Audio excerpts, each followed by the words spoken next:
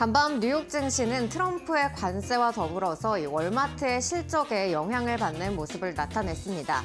트럼프는 이 기존 4월보다 더 빠른 3월에 이 관세 정책을 내놓을 수 있다는 그러한 발언을 꺼내들었고요. 그리고 월마트 같은 경우에는 이 예상치를 상회하는 실적을 발표하긴 했지만 부정적인 가이던스를 제시하면서 투심을 악화시키는 모습 나타냈습니다.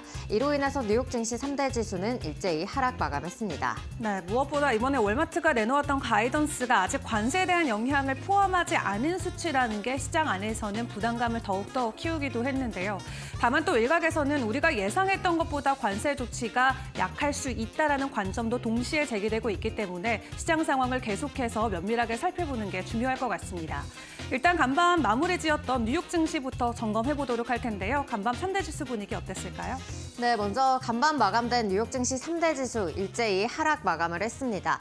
이날은 이 트럼프의 관세 발언에 다시 한번 영향을 받는 모습이 나타났는데요. 이 자동차와 반도체 관세에 대해서 기존에는 이 4월 1일부터 시행이 될 것이다라는 그러한 전망들이 나왔었는데 트럼프가 이르면 이 3월에도 이렇게 빠르게 관세를 부과할 수 있다라는 가능성을 언급을 했습니다.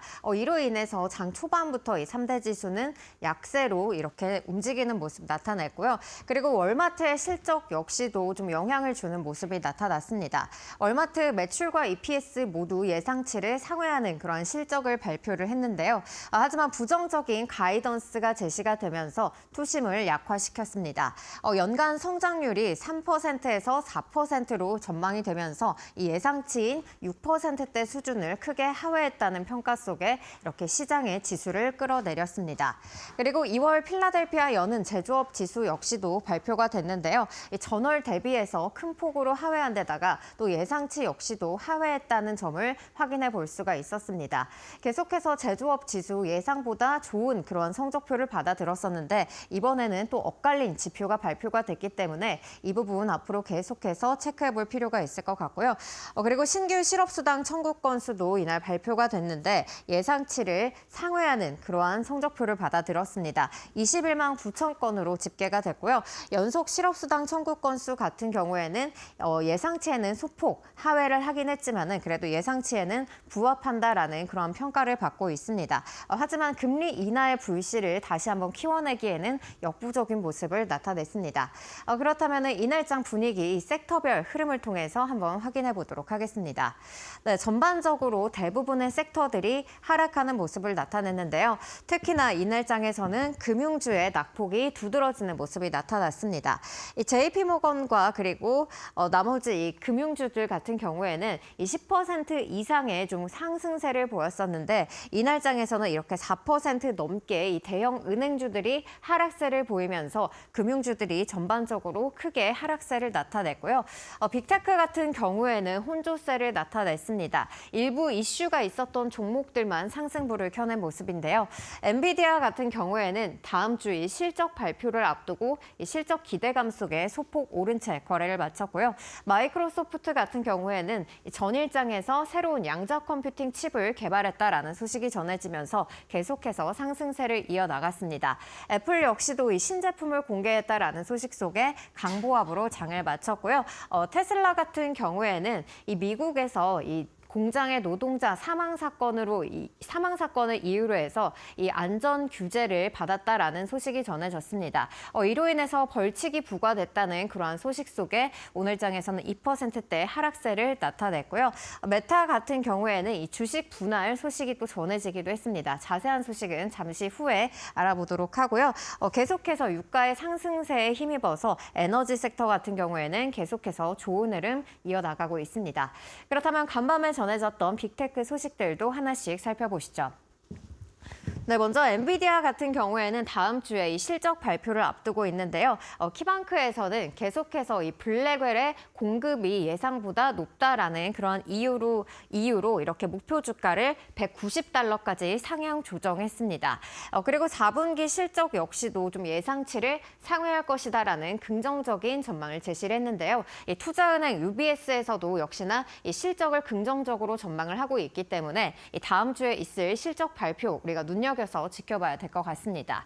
그리고 이어서 아마존 같은 경우에는 이 월마트를 꺾고 역대 첫 분기 매출 1위를 달성했다라는 그러한 소식이 전해졌습니다. 아마존 같은 경우에는 이 전자상거래 외에도 이 클라우드 부문에서도 수익을 벌어들이고 있기 때문에 앞으로 이 월마트를 또 연간 매출에서도 꺾을 수 있을지에 대한 부분도 기대가 되고 있습니다. 이어서 메타도 살펴보도록 하겠습니다. 메타 올해 들어서만 25%가 넘는 그러한 상승세를 기록을 했는데요. 이에 따라서 이 주식 분할 가능성이 제기가 되고 있습니다. 이렇게 된다면 또 유동성을 확보를 할 수 있기 때문에 향후 이 주식 상승의 여력으로 작용할 가능성이 높다라는 분석들이 나오고 있고요. 더불어서 이 분기 배당을 5% 인상할 것이다라는 그러한 전망을 발표를 했습니다. 따라서 이 주주 가치가 올라갈 수가 있기 때문에 향후 이 메타의 주가 흐름도 계속해서 지켜보시면 좋을 것 같습니다. 그렇다면 이날 전해졌던 이 빅테크 흐름 계속해서 주가를 통해서 살펴보도록 하겠습니다. 네, 먼저 엔비디아 같은 경우에는 다음 주 실적 발표를 앞두고 긍정적인 전망이 제시가 됐습니다. 오늘 장에서는 장 후반으로 갈수록 상승폭을 키워나가면서 0.63%로 장 마쳤습니다. 네, 이어서 다음 종목 아마존도 살펴보시죠. 네, 아마존 같은 경우에는 이 월마트를 꺾고 이 분기 매출 1위를 달성했다라는 소식이 전해졌는데요. 오늘 전반적으로 이 투심이 악화되면서 장 후반으로 갈수록 계속해서 이 마이너스권에서 움직이는 모습 나타냈습니다. 1.6% 하락한 채 거래 마쳤고요. 마지막으로 메타도 살펴보시죠. 네, 메타 같은 경우에는 이 계속해서 좀 주식 분할에 대한 가능성이 제기가 되고 있습니다. 오늘 장에서는 1.27% 하락한 채 거래 마쳤고요. 이어서 테슬라 같은 경우에는 이 안전 조사를 받았다라는 소식이 전해지면서 오늘 하락세에 영향을 미친 것으로 풀이가 되고 있는데요. 또 이 3분기부터는 인도에서 전기차를 판매한다라는 소식도 전해졌기 때문에 향후 이 판매량 추이에 있어서도 우리가 눈여겨봐야 될 것 같습니다. 오늘 장에서는 1.7% 하락한 채 거래 마쳤습니다. 그렇다면 간밤에 전해졌던 특징주 이슈들도 하나씩 살펴보도록 하겠습니다. 네, 팔란티어 같은 경우에는 이 전일장에 이어서 계속해서 이 두 자릿수대 급락세를 이어갔습니다. 이로 인해서 장중에 이 100달러 선을 이탈하는 모습도 나타났는데요. 하지만은 계속해서 이 증권가에서는 긍정적인 전망들이 유지가 되고 있습니다. 외두부시에서는 이 목표 주가를 120달러로 유지한다라고 밝혔고요. 또 이번에 하락이 매수 기회라는 점을 강조하기도 했습니다. 따라서 향후 이 팔란티어 다시 한번 주가의 반등세가 나타날지 여부 지켜보시면 좋을 것 같고요. 월마트 같은 경우에는 예상보다 좋은 실적을 발표를 하긴 했지만은 2026년 가이던스가 예상치를 하회했다라는 소식이 전해졌습니다. 이로 인해서 조금 이 주가에도 영향을 미친 모습 나타냈고요. 그리고 관세 영향으로 인해서 비용 부담이 증가될 것이다라는 우려감들이 계속해서 나타나고 있습니다. 따라서 향후 이 관세 정책으로 인해서 또 월마트의 수익에도 어떠한 영향을 미칠지도 우리가 지켜봐야 될 것 같습니다. 이어서 알리바바도 살펴보실 텐데요. 알리바바 이 지난 3분기 호실적을 기록을 했습니다. 특히나 이 클라우드 부문 같은 경우에는 이 매출 성장률이 13%대를 기록했다는 소식이 전해졌고요. 이어서 AI 제품 매출 같은 경우에도 이 6개 분기 연속 이 세 자릿수대의 강력한 성장세를 기록했다라고 전해졌습니다. 또 애플과 이 AI 사업을 함께 협력을 하고 있기 때문에 향후 이 중국 내에서 AI 사업으로 인해서 또 지위를 계속해서 가져갈 수 있을지 여부도 체크해 보면 좋을 것 같고요. 이어서 이 완구 업체인 헤즈브로 같은 경우에는 이 호실적을 발표를 하기는 했지만은 이 수요 둔화에 대응을 위해서 앞으로 이 10억 달러 규모의 비용을 절감하겠다라는 계획을 발표를 했습니다. 이에 따라서 오늘 주가는 좀 상승세를 만들어갔고요. 이어서 카바나도 살펴보시죠. 네, 카바나 같은 경우에는 역시나 이 4분기 깜짝 실적을 공개를 했는데요. 하지만 이 구체적인 가이던스가 부재하다라는 이유로 좀 주가에는 영향을 받는 모습 나타냈습니다. 하지만 이 조정 마진이 10%대로 동종업계 대비 계속해서 높다라는 그러한 분석들이 함께 제기가 되기도 했으니까요. 이후 카바나의 주가 다시 상승할 수 있을지 여부도 챙겨보시면 좋을 것 같습니다. 이어서 넷플릭스도 소식이 전해졌는데요. 넷플릭스 같은 경우에는 이 멕시코의 향후 4년간 이 영화나 또 TV 시리즈 제작을 위해서 10억 달러를 투자한다라는 그러한 소식이 전해졌습니다. 그렇다면 이 특징주들의 주가 흐름도 자세하게 살펴보시죠. 네, 먼저 팔란티어 같은 경우에는 오늘 이 장중에 이 100달러 선을 이탈하는 모습을 나타내긴 했지만은 그래도 하락폭을 줄여내는 모습 장 막판에 나타냈습니다. 5%대 하락한 채 거래를 마쳤고요. 네, 이어서 월마트도 살펴보시죠.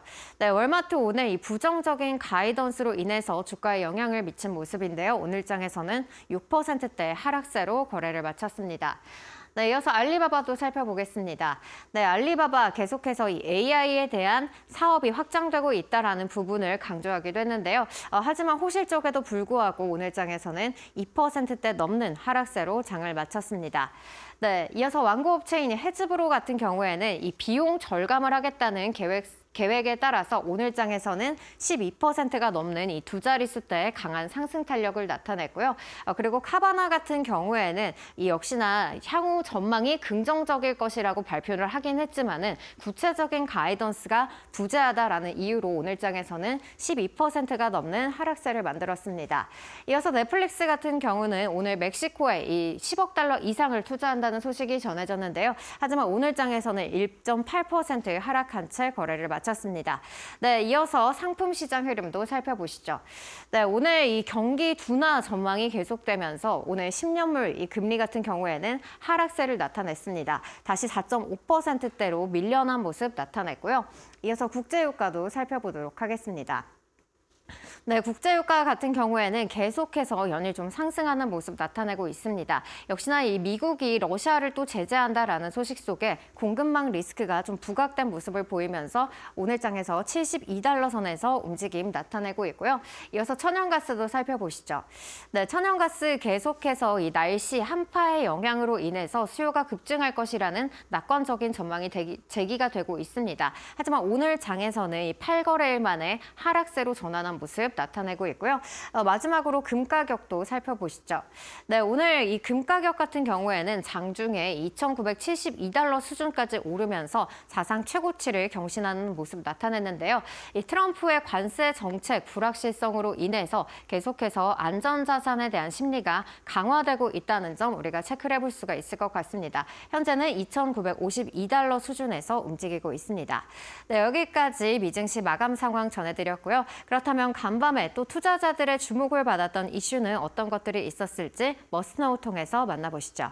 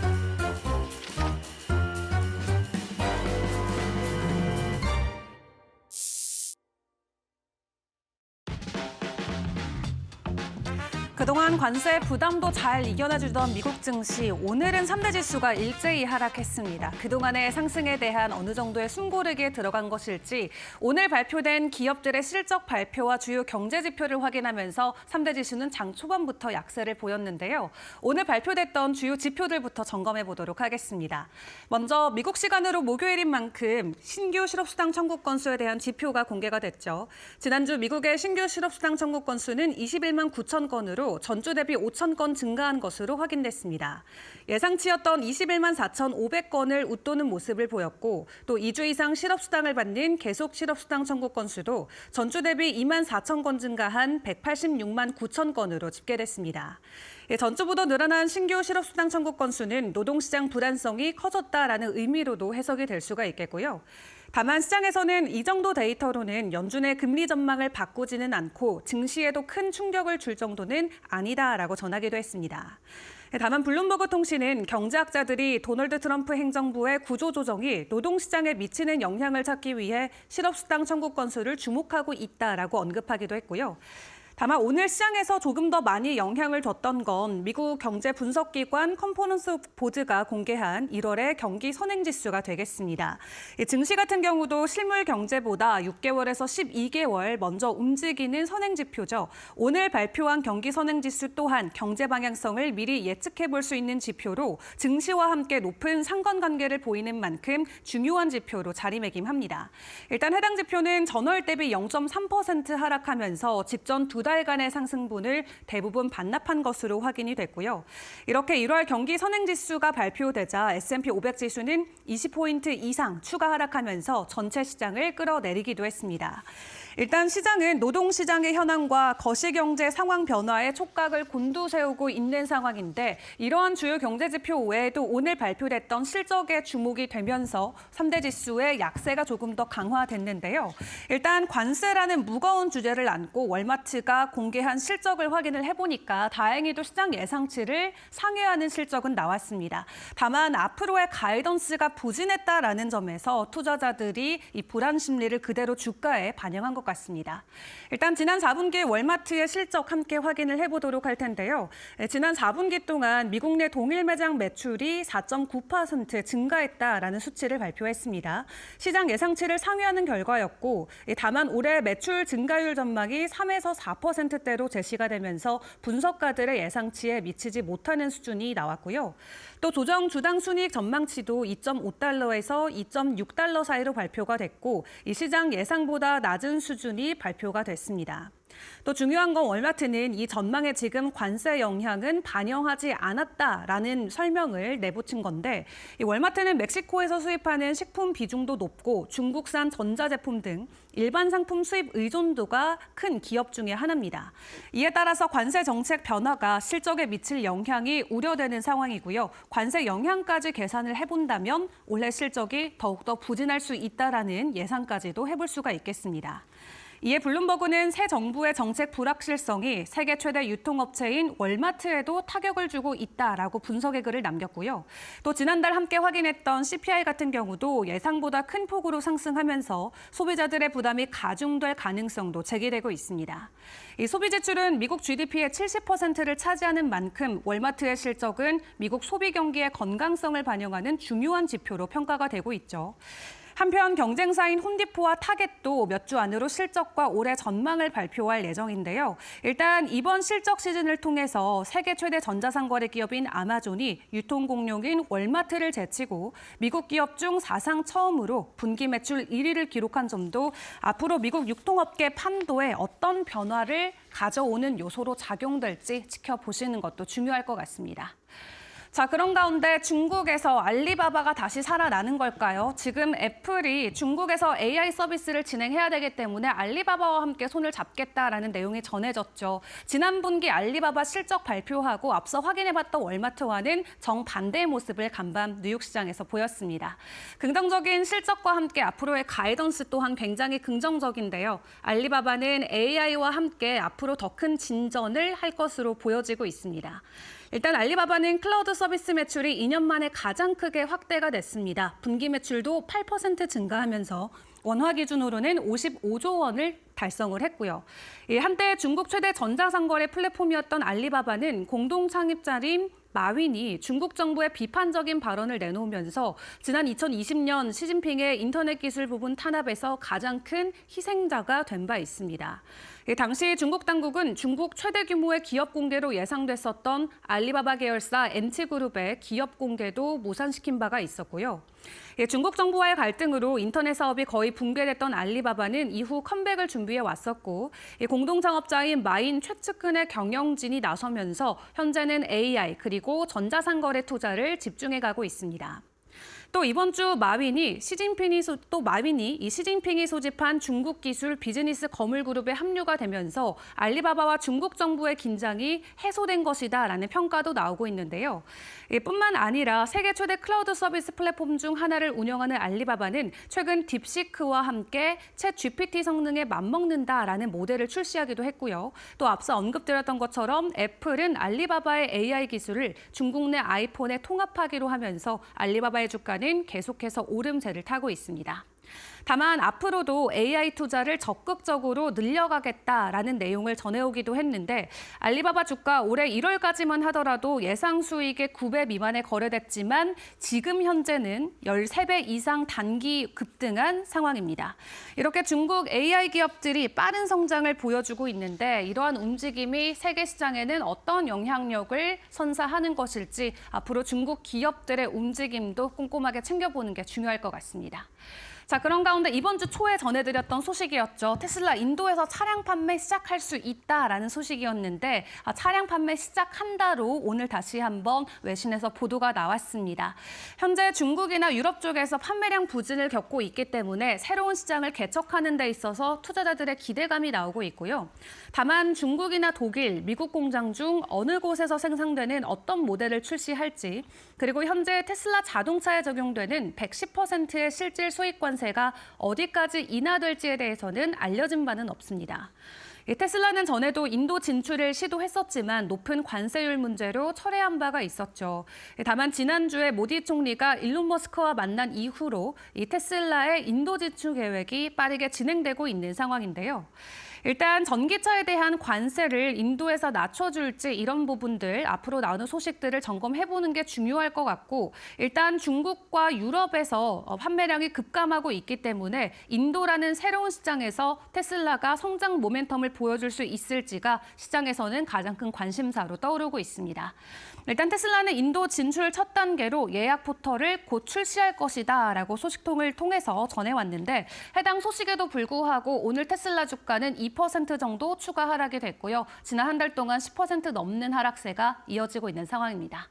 마지막으로 암호화폐 시장 상황도 점검을 해보시죠. 비트코인 계속해서 박스권 안에서의 거래가 이어지고 있습니다. 다만 S&P 500과의 상관관계가 0까지 수렴하면서 지금 미국 증시와 완벽하게 디커플링된 상황이 확인이 되고 있는데요. 이렇게 증시와 상관관계가 없다라는 것은 결론적으로 비트코인을 독립적인 자산군으로 사람들이 인지한다라고 생각을 해볼 수가 있겠습니다. 그리고 이러한 신호가 나왔을 때 보통 비트코인의 가격이 추가적인 급등을 보였다라고 하는데 예를 들어서 작년 10월 같은 경우도 미국 증시와 상관관계가 낮아지자 비트코인이 추가적으로 급등하면서 10만 달러를 돌파해준 바도 있습니다. 이 시그널이 다시 한번 증시에서 포착이 되고 있는데 앞으로 주가에 어떻게 반영이 될지 계속해서 지켜보시죠. 지금까지 머스노 5 시간이었습니다.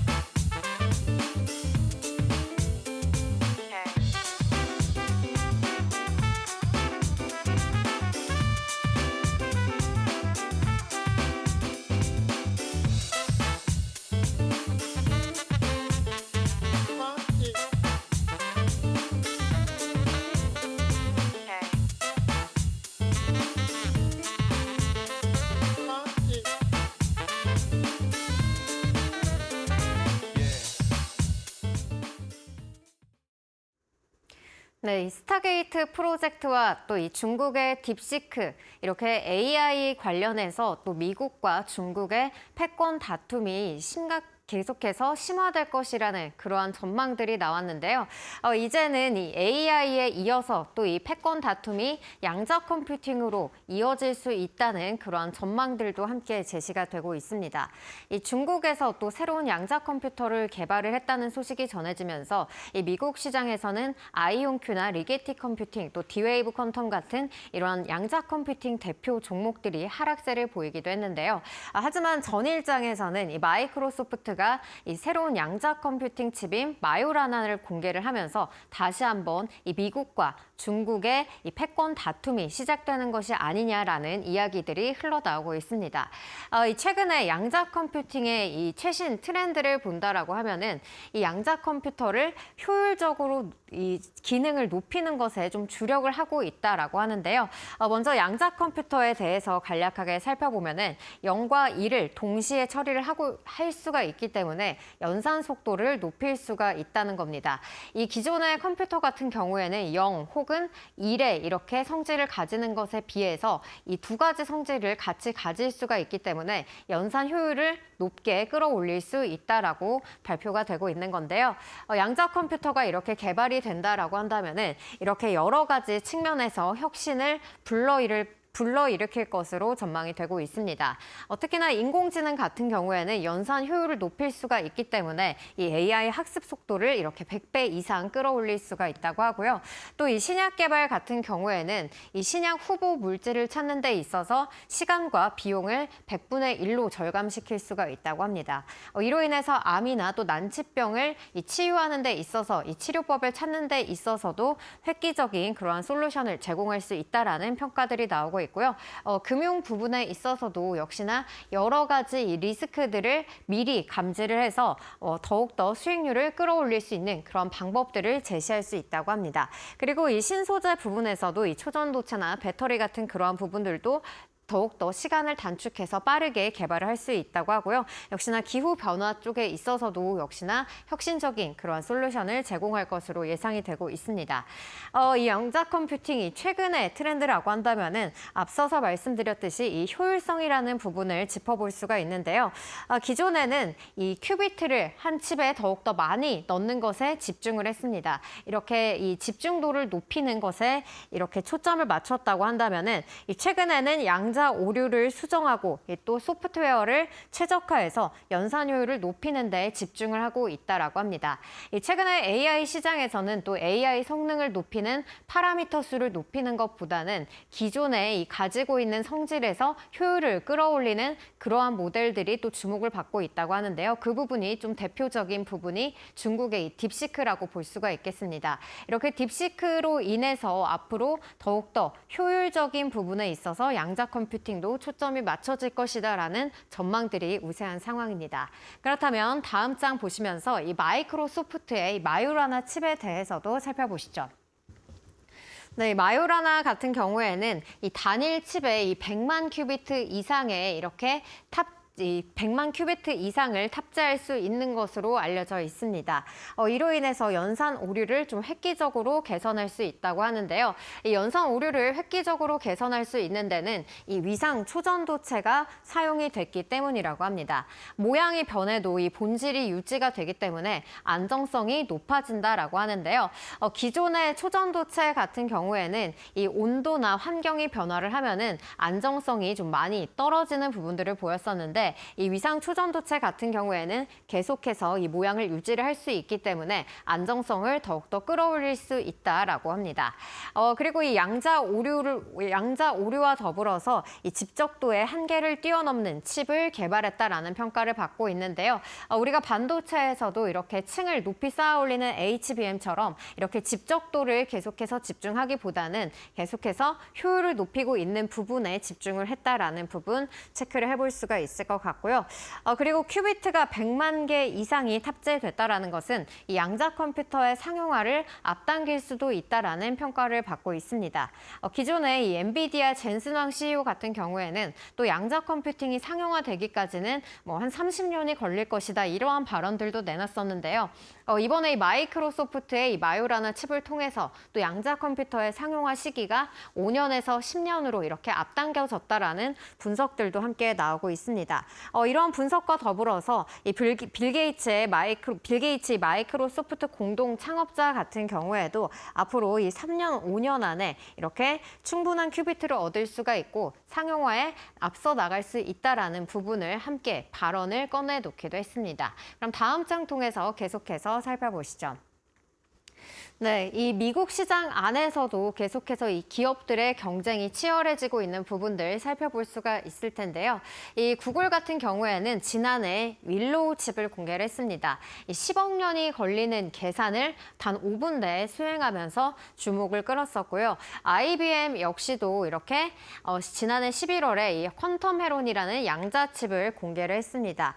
전작 대비해서 연산 작업을 이렇게 2.2시간으로 대폭 줄여나간 부분 체크를 해볼 수가 있겠고요. 올해는 이 4,000큐비트 이상의 또 양자 컴퓨팅을 출시할 예정이라고 합니다. IBM 같은 경우에도 계속해서 연산 오류를 줄이고 효율화를 높이기 위해서 이 업스케일링 양자 컴퓨팅에 계속해서 집중하고 있다라는 이야기들이 흘러나오고 있고요. 2029년까지 이 오류 수정이 가능한 양자 컴퓨터 개발을 목표로 하고 있다라는 소식을 전했습니다.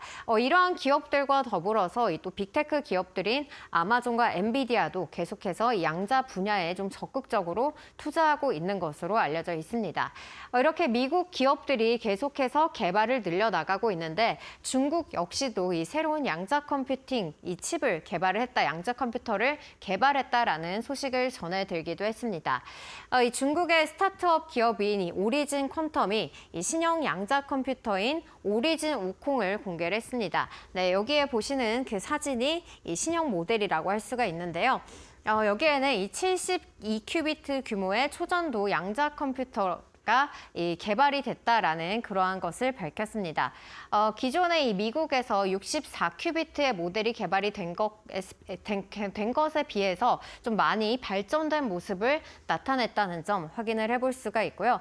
그리고 현재 이 전 세계에 2천만 명의 사용자가 이 양자 컴퓨터에 원격으로 방문을 했다라는 소식도 전해졌습니다. 이로 인해서 이 중국의 양자 컴퓨팅 기술력이 얼마나 뛰어난지를 또 한 번 더 입증해 줄 수 있는 대목이다라는 그러한 이야기들도 함께 흘러나오고 있고요. 그리고 오리진 퀀텀 같은 경우에는 이 양자 컴퓨팅 관련해서 관련 특허 역시도 좀 많이 가지고 있는 것으로 알려져 있습니다. 전 세계 6위를 기록을 하고 있고요. 중국 내에서는 1위를 기록을 하고 있다라고 합니다. 따라서 이 오리진 퀀텀의 이 기술력 앞으로 또 어디까지 향상될 수 있을지 여부도 좀 지켜봐야 될 것 같고요. 그리고 중국 같은 경우에는 이 국가적으로도 양자 기술에 이 대규모의 금액을 투자하고 있는 것으로 알려져 있습니다. 현재는 이 150달러 이상을 투자하는 것으로 발표가 되기도 했습니다. 네, 이렇게 미국과 중국이 계속해서 양자 컴퓨팅 분야에서 앞서 나가는 모습을 보이고 있는데요. 그렇다면 또 우리나라는 현재 이 양자 컴퓨팅이 어떻게 또 개발이 되고 있고 현재 주소는 어떨지도 한번 체크를 해봐야겠습니다. 네, 먼저 이 미국이 양자 컴퓨팅 분야에서는 1위를 기록을 하고 있고요. 이어서 중국이 35점으로 2위를 기록을 하고 있습니다. 이어서 독일과 일본이 이렇게 상위권을 차지를 하고 있는데요. 이 점수를 보시면은 한국은 2.3점으로 굉장히 많은 격차가 난다는 부분을 체크를 해보실 수가 있을 것 같습니다. 이로 인해서 정부에서도 올해 이 1,980억 원의 예산을 편성했다라고 하면서 앞으로 이 양자 컴퓨팅 분야를 육성하겠다라는 발표를 꺼내들기도 했습니다. 이로 인해서 2030년에 상용화를 목표로 이 1000큐비트급의 초전도 중성 원자 방식의 양자 컴퓨팅 핵심 기술을 또 예타 사업을 함께 추진하고 있다라고 발표하기도 했습니다. 이렇게 막대한 예산을 좀 편성한다라는 소식이 들려왔는데요. 하지만 이 업계 전문가들은 이 투자 규모가 굉장히 다른 국가에 비해서는 미미하다라는 점을 지적을 하고 있습니다. 기술 개발 측면에서도 역시나 다른 국가들과는 아직까지 좀 많이 격차가 벌어져 있는 상황이다라고 발표를 했고요. 그리고 이 인력 부족 문제도 계속해서 꼽고 있습니다. 이 박사급의 인력이 부족하기 때문에 앞으로 빠르게 기술을 개발해내기 위해서는 조금 한계가 있을 거다라는 지적 또한 함께 꺼내들고 있습니다. 하지만 이 긍정적인 좀 전망도 함께 제시가 되고 있는데요. 이 앞서서 살펴봤듯이 마이크로소프트의 이 마요라나 같이 이 위상 초전도체 양자 컴퓨팅 분야는 앞으로 새로 열리는 분야이기 때문에 현재는 기술 격차가 좀 크지 않은 것으로 나타나 있습니다. 따라서 이 위상 초전도체 분야의 양자 컴퓨팅을 개발을 한다면은 앞으로 이 국가들을 빠르게 또 추격할 수도 있을 것이라는 전망들도 함께 흘러나오고 있습니다. 네, 여기까지 마이크로소프트의 마요라나 칩과 또 양자 컴퓨팅의 트렌드를 함께 살펴봤는데요. 계속해서 이 모든 전 세계를 지배하고 있는 이 과학기술 분야를 미국과 중국이 계속해서 양분하고 있는 듯한 모습이 나타나고 있습니다. 그렇다면 여기에서 또 우리나라는 어떻게 기회를 찾아봐야 될지 굉장히 고민이 되는 시점인데요. 또 앞으로 양자 컴퓨팅이 이 시장을 또 어떻게 움직일지도 계속해서 체크해보면 좋을 것 같습니다. 여기까지 사인이었습니다.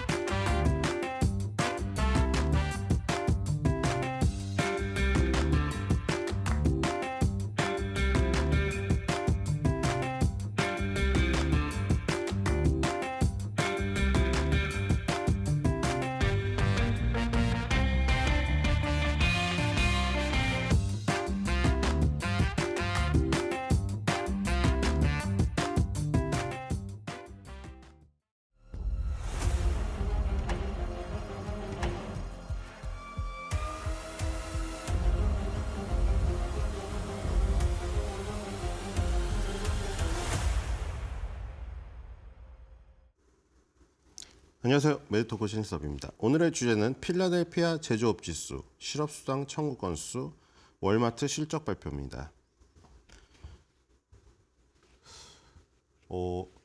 뉴욕 엠파이어 스테이트 제조업 지수가 발표가 되었죠. 5점 몇인가 나왔죠.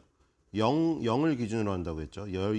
월 초에 항상 ISM, 미국 공급관리자 협회 또는 미국 공급관리연구소에서 발표하는 PMI, 구매 공급 관리 담당자 설문조사가 있고요. 그다음에 스탠다드 앤 푸어스에서 S&P에서 발표하는 똑같은 설문조사라는 또 PMI가 있습니다. 그래서 ISM과 S&P에서 발표되는 설문조사는 50을 기준으로 하여 50이 초과되면은 경기를 낙관적으로 보는 것이고 50 미만이면 경기를 안 좋게 보는 것이죠. 거기에는 ISM이라는 기관, S&P라는 기관에서 두 군데 기관에서 발표를 하는데 각각 제조업 지수와 비제조업, 우리가 서비스업이라고 불리는 지수가 따로 있습니다. 그래서 제조업 지수 같은 경우에는 50 미만, 두 기관 다 50 미만이라던가 50을 겨우 넘는 수준에서 지금 둘 다 50을 넘어서 진군하는 모습을 보였고, 서비스업은 50이 둘 다 초과하는 상태였는데 더 확장되는 모습을 보였습니다. 그래서 제조업, 서비스업이 다 좋은 모습으로 나왔는데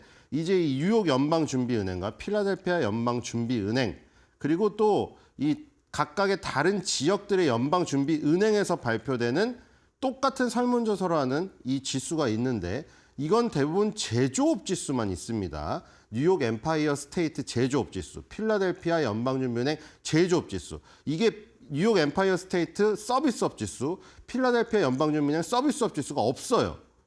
그리고 이 지금 기준이 0이라는 게 다르죠. 그래서 뉴욕 엠파이어 스테이트 제조업 지수가 5포인트가 나오고 이 필라델피아 연방준비은행 제조업 지수가 18포인트 나와서 혹시나 ISM하고 스탠다드 앤 푸어스에서 맨날 중요한 더욱더 조금 중요도가 높은 지표에서 50을 기준으로 한다는 것 때문에 아 저거 18포인트, 5포인트 야 완전 박살났나 봐 이렇게 생각하시면은 착오입니다. 왜냐하면 저건 기준이 0이기 때문이죠.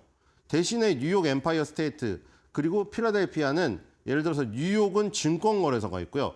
필라델피아에도 증권거래소가 있고 우리가 뉴욕 맨날 그 뉴욕 전날 뉴욕 증시 뭐 그 지수를 알아보겠습니다 하고 그다음에 필라델피아 반도체 지수 알아본다고 하죠.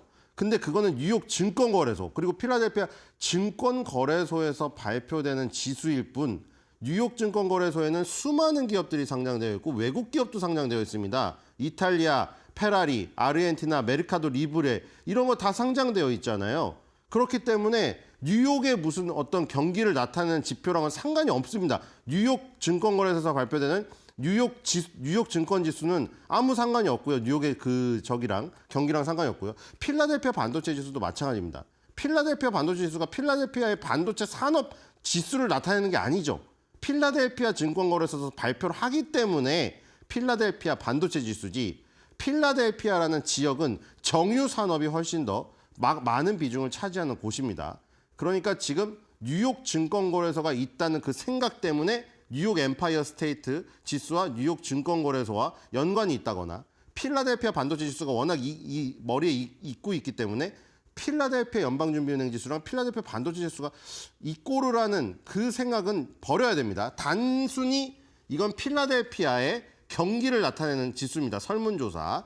그래서 지금 일단 뉴욕 엠파이어 스테이트 제조업 지수는 5포인트로 일단 0초과가 나왔기 때문에 경기를 낙관적으로 보는 사람이 많다는 거죠. 제조업도. 그리고 이제 필라델피아 연방준비은행에서 나왔는데 예측치는 하회했습니다. 28.1이 예측치였는데 18.1이 나왔습니다. 자, 근데 이게 변동이 좀 심해요.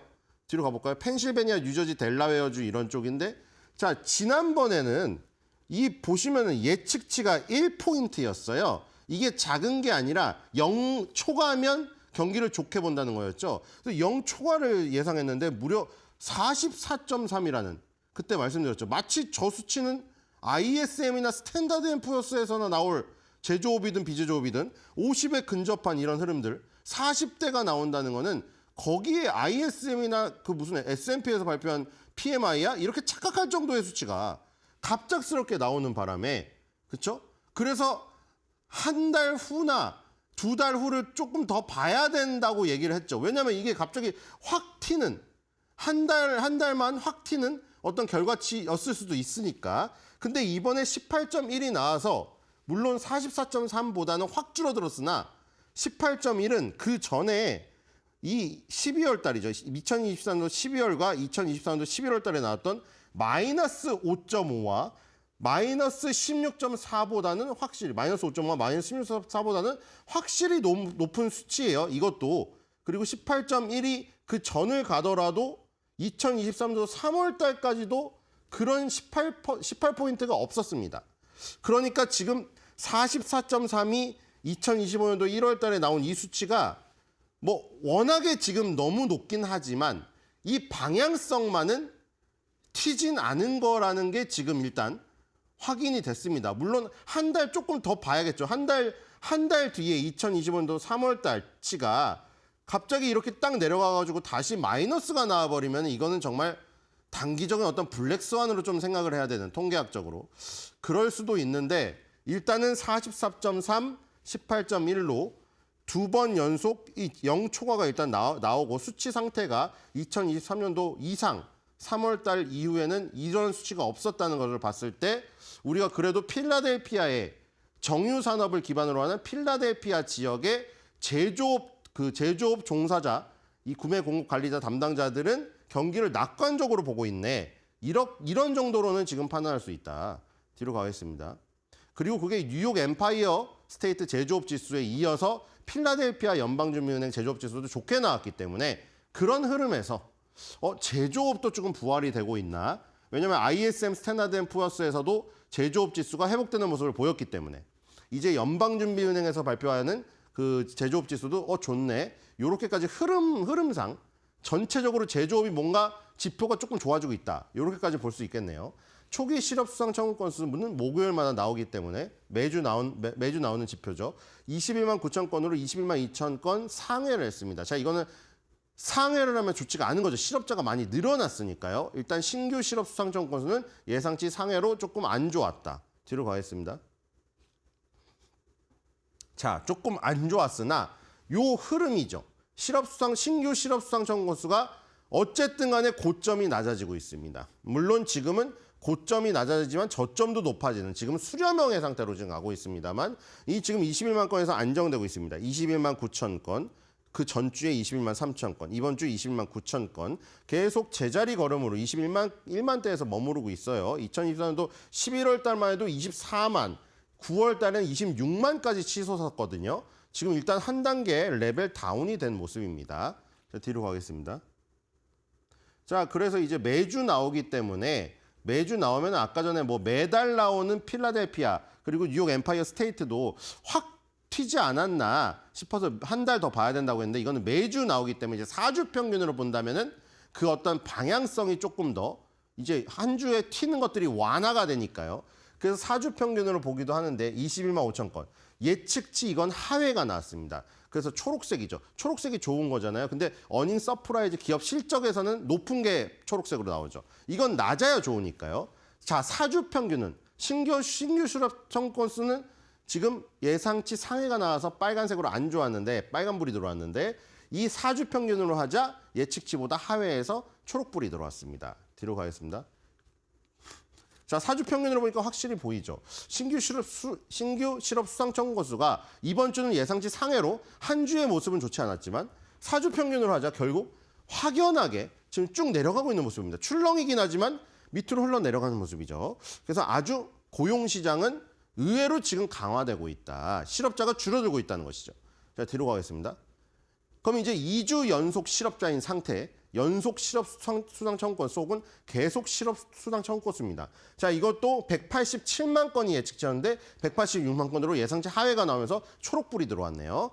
자, 뒤로 가겠습니다. 그럼 이 세 개를 정리해 보면은 신규 실업 청구 건수만 조금 늘어서 빨간불이 들어왔지 4주 평균이랑 계속 실업 수당 청구 건수는 예상치 하회가 나오면서 초록불이 들어왔다는 거죠. 좋네요. 자, 이게 190만 건을 넘지 못하는 상태에서 지금 박스권에서 계속 오므리고 있는 상태입니다.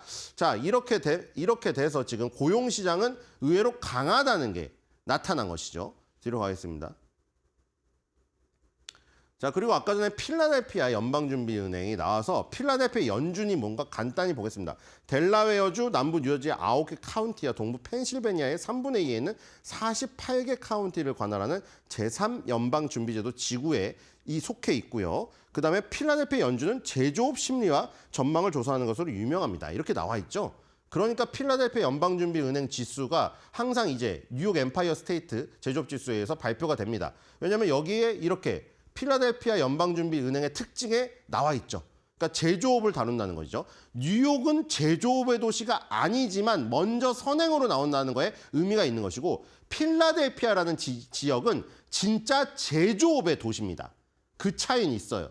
뉴욕 엠파이어 스테이트 제조업 지수, 필라델피아 제조업 지수 둘 다 제조업 지수긴 한데 뉴욕은 제조업의 도시가 아니에요. 금융과 소비의 도시고 필라델피아는 진짜 제조업의 도시이기 때문에 뉴욕은 조금 더 선행 지표로서의 의미만 두는 것이고 필라델피아는 진짜로 여기는 정유 산업이 기반이에요. 그렇기 때문에 제조업의 진짜 필라델피아 지역의 심리가 더욱 진하게 나타난다. 이렇게 보시면 될 것 같습니다. 뒤로 가겠습니다. 자, 여기 있죠. 바로 제3지구라는 거는 여기 속해 있는 이게 3부터 10위까지 정해져 있어요. 근데 여기 3섹터 여기를 담당하고 있는 게 필라델피아 연방준비은행이고요. 그리고 아까 연준에서 맨날 말했지만 FOMC 회의에 19명이 참여하고 12명이 의결권이 있다고 했고 그 연방준비은행 총재들은 뉴욕 연방준비은행 총재 빼고는 계속 순환근무를 한다고 말씀드렸는데 필라델피아 연방준비은행 총재도 순환근무를 통해서 투표권을 얻다가 잃었다가 이렇게 합니다. 뒤로 가겠습니다. 자, 그래서 필라델피아 아까 전에 지수를 말했는데 그러면 이 연방준비은행에서 발표되는 지수는 보통 이제 0 이상이면 공장부문 성장, 0 이하면 수축 이렇게 나타납니다. 뭐 0 초과나 0 미만으로 표현하기도 합니다. 왜냐하면 0 이상은 0을 포함하고 0 이하도 0을 포함하기 때문에 0을 초과나 미만으로 하기도 합니다. 어쨌든 간에 제조 경기 전망 조사라고도 하는 지수 상승은 종종 강세장이 다가오고 있다는 신호다. 이렇게 보시면 될 것 같고요. 뒤로 가겠습니다. 자, 그리고 요거랑 헷갈리면 안 된다고 해서 요걸 넣어놓은 겁니다. 자, 반도체 지수. 여기 반도체 이 이미지가 데이터 센터 이미지인데 필라델피아 반도체 지수. 우리가 SOX라고 속수 이렇게 애칭으로 부르는 그건데 30개 반도체 회사로 구성됐습니다. 그러니까 지금 다우존스 30이랑 조금 비슷하죠. 30개 반도체 회사로 구성된 시가총액 가중지수인데 자, 요거랑 혼동하면 안 된다는 거죠. 필라델피아 연방준비은행 제조업 지수와 필라델피아 반도체 지수는 필라델피아라는 이름이 들어갔지만 필라델피아라는 지역은 정유산업이 비중이 큰 도시이기 때문에 정유산업에 대한 경기 전망이 크지 요거는 필라델피아 증권거래소에서 발표를 하기 때문에 여기에 엔비디아도 있고 인텔도 있고 다 들어 있습니다. 그게 모두 필라델피아에 본사를 있거나 필라델피아 공장이 다 있진 않죠. 엔비디아 데이터 센터가 다 필라델피아에 있다면 필라델피아 제조업 지수에 필라델피아에 제조업 공장을 둔 엔비디아의 그 담당자한테 물어보면 설문조사 들어갔을 테니까 이 꼴을 시킬 수 있으나 이거는 필라델피아 증권거래소에서 담당을 하는 반도체 지수이고 여기 들어간 반도체 회사들은 공장이나 본사가 다 미국 전역에 있다. 그렇기 때문에 필라델피아 반도체 지수와 필라델피아 연방준비은행 지수는 의미가 다르다는 거.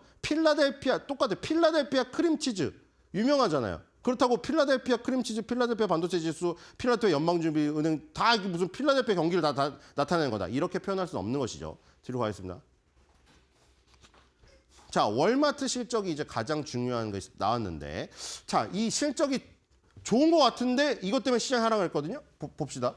자, 매출은 일단 2025년도 4분기 기준으로 4%가 늘었습니다. 180.6 빌리언 달러. 매출액이 늘어서 등치가 더 커졌네요. 자, 근데 순이익이 마이너스 4%가 났습니다. 5.25 빌리언 달러가 나왔고요. 순이익이 4% 마이너스가 났으니까 주수로 나누면 주당 순이익이 나오잖아요. 당연히 그것도 마이너스 4%겠죠. 똑같이. 주로 나눴으니까. 5.25 빌리언 달러를 이 모든 주수로 나누자 0.65 달러가 나왔습니다. 그리고 조정을 해주자 플러스 10%로 0.66. 조정을 해주니까 이 플러스로 돌아섰습니다. 일회성 비용을 제거해주니까 진짜로는 돈을 더 벌었네요. 자, 근데 실적이 좋게 나왔는데 월마트의 실적 불안 때문에 주가가 빠졌다 지금 그러고 있거든요. 지금 언론에서. 왜 그러냐면 이 실적이 있고 또 이제 향후 가이던스가 있어요. 근데 그 가이던스가 저기 시장 기대치보다 낮았다고 해서 지금 지수가 또 빠진 거예요. 그러니까 2025년도 4분기 회계 기준으로 실적은 좋았는데 향후 자신감이 떨어졌다는 지금 시장이 또 그렇게 해석을 해버렸더라고요. 자, 지금 보면 월마트 US 부분이 70% 가까이 차지하고 있죠. 그다음에 월마트 인터내셔널이 12.9, 그다음에 18%가 지금 샘스 클럽인데 이거는 지금 그렇게 생각하면 됩니다. 이 월마트 US가 이마트고 지금 얼마 전에 이마트 마곡에 이마트 트레이더스 생겼다고 뭐 난리가 났다며 뭐 주차장까지 뭐 줄을 서고 뭐 지금도 그런지 모르겠는데 3, 4일째 돼서 그 바로 대형 회원제 할인마트가 월마트에서는 샘스 클럽입니다. 이게 요즘에 뜨고 있는 분야거든요. 워낙에 뭐 묶음이 많아서 버리더라도 싸게 많이 살려는 수요 때문에 그런 거죠. 이쪽이 지금 6%로 매출 성장률이 가장 좋잖아요. 그렇죠? 매출 비중은 18%지만 샘스 클럽 매출 성장률이 플러스 6%로 이 대형마트인 월마트 US 플러스 5%를 능가했습니다. 근데 국제적으로 월마트 인터내셔널은 별로 좋지 않았습니다. 근데 비중이 12.9%밖에 안 되죠. 그리고 지금 이게 제일 중요한 거죠. Comparable Sales Trend.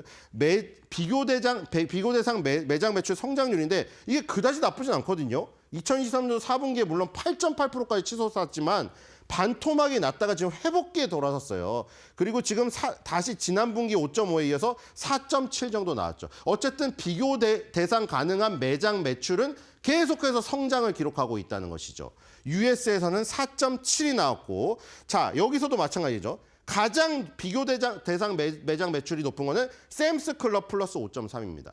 그러니까 지금 여기서 알 수가 있겠죠. 월마트 대형마트의 실적보다 이 회원제 창고형 대량 요 지금 마트에 속하는 샘스 클럽이 요 성장을 이끌고 있다. 이렇게 정리를 하면 되겠습니다.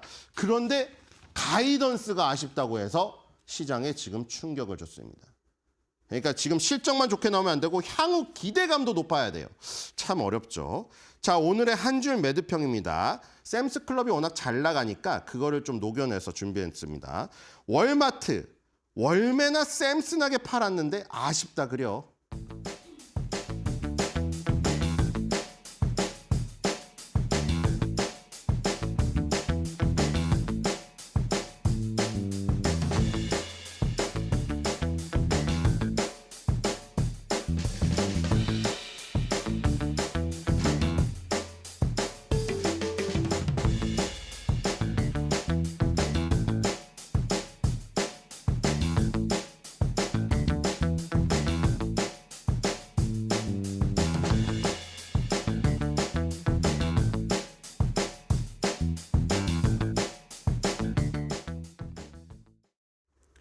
7거래의 상승을 어제 결국 마무리를 짓고 8거래일째 어제 증시는 하락을 했습니다. 그동안 너무 많이 올랐던 것에 대한 숨고르기다라고 생각을 해볼 수가 있겠죠.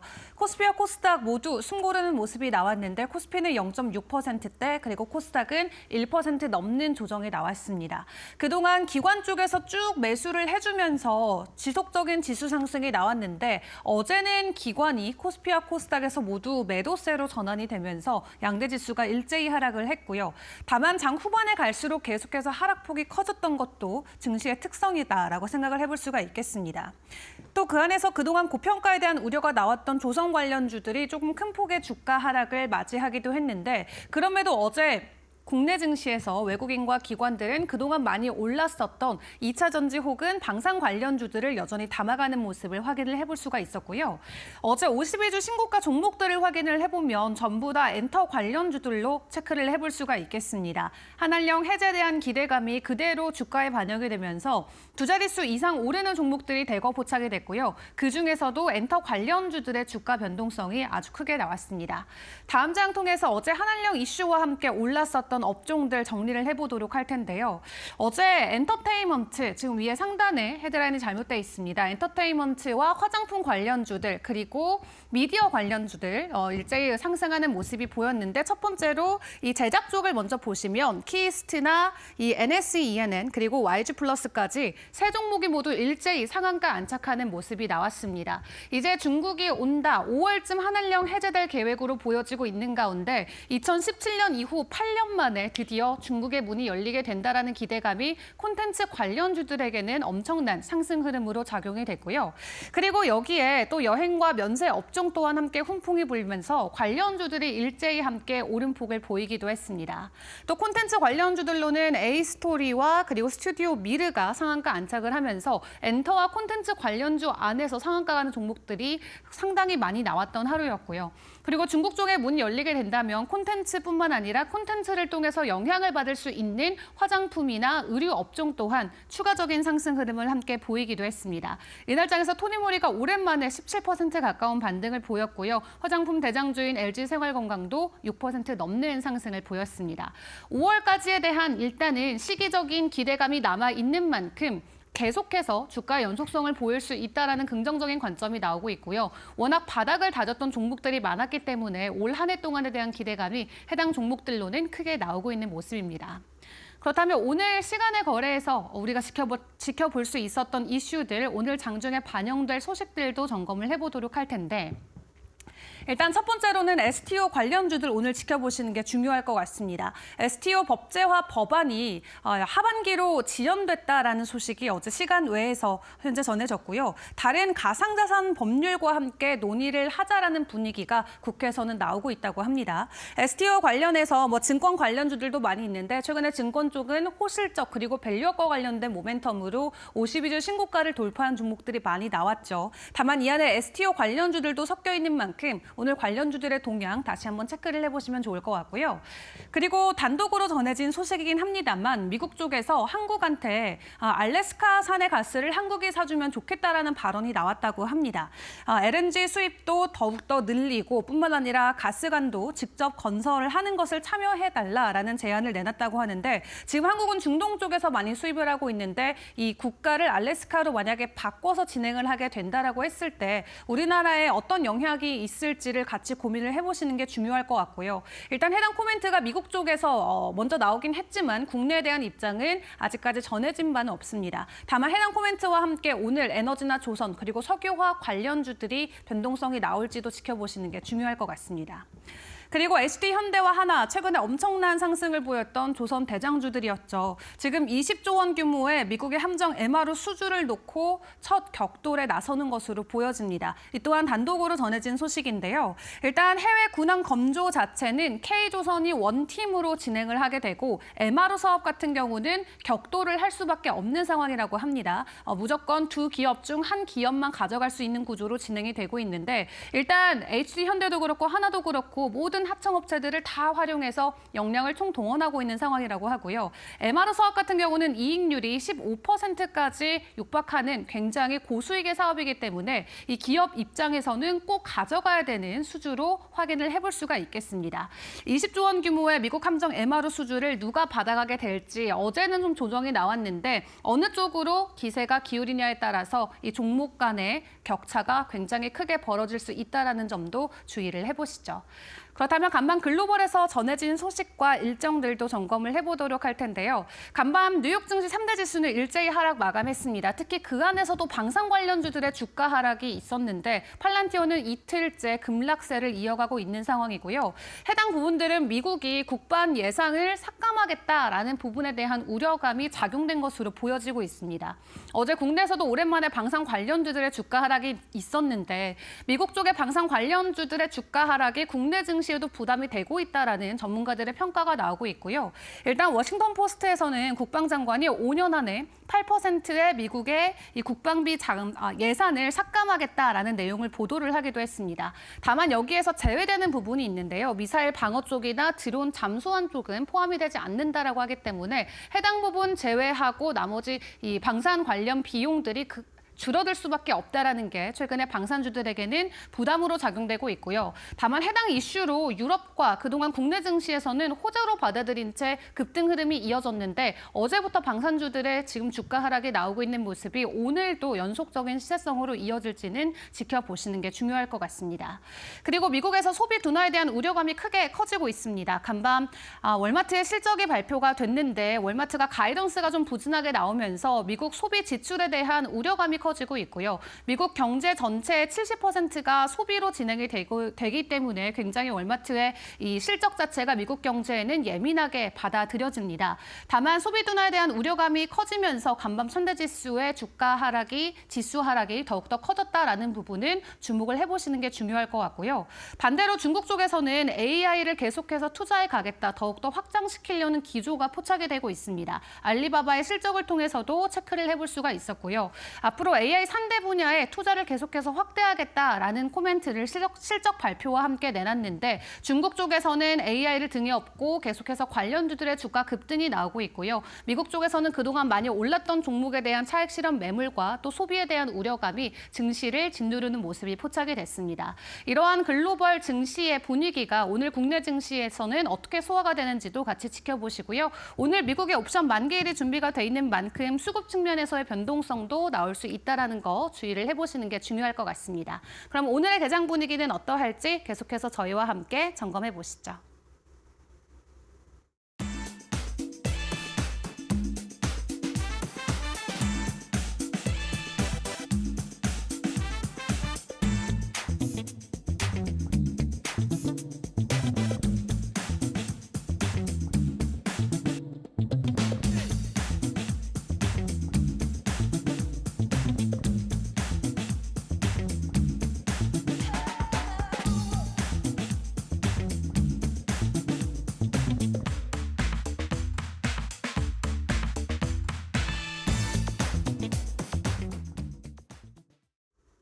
이어서 간밤 마감됐던 뉴욕 증시 상황도 체크해 보도록 하겠습니다.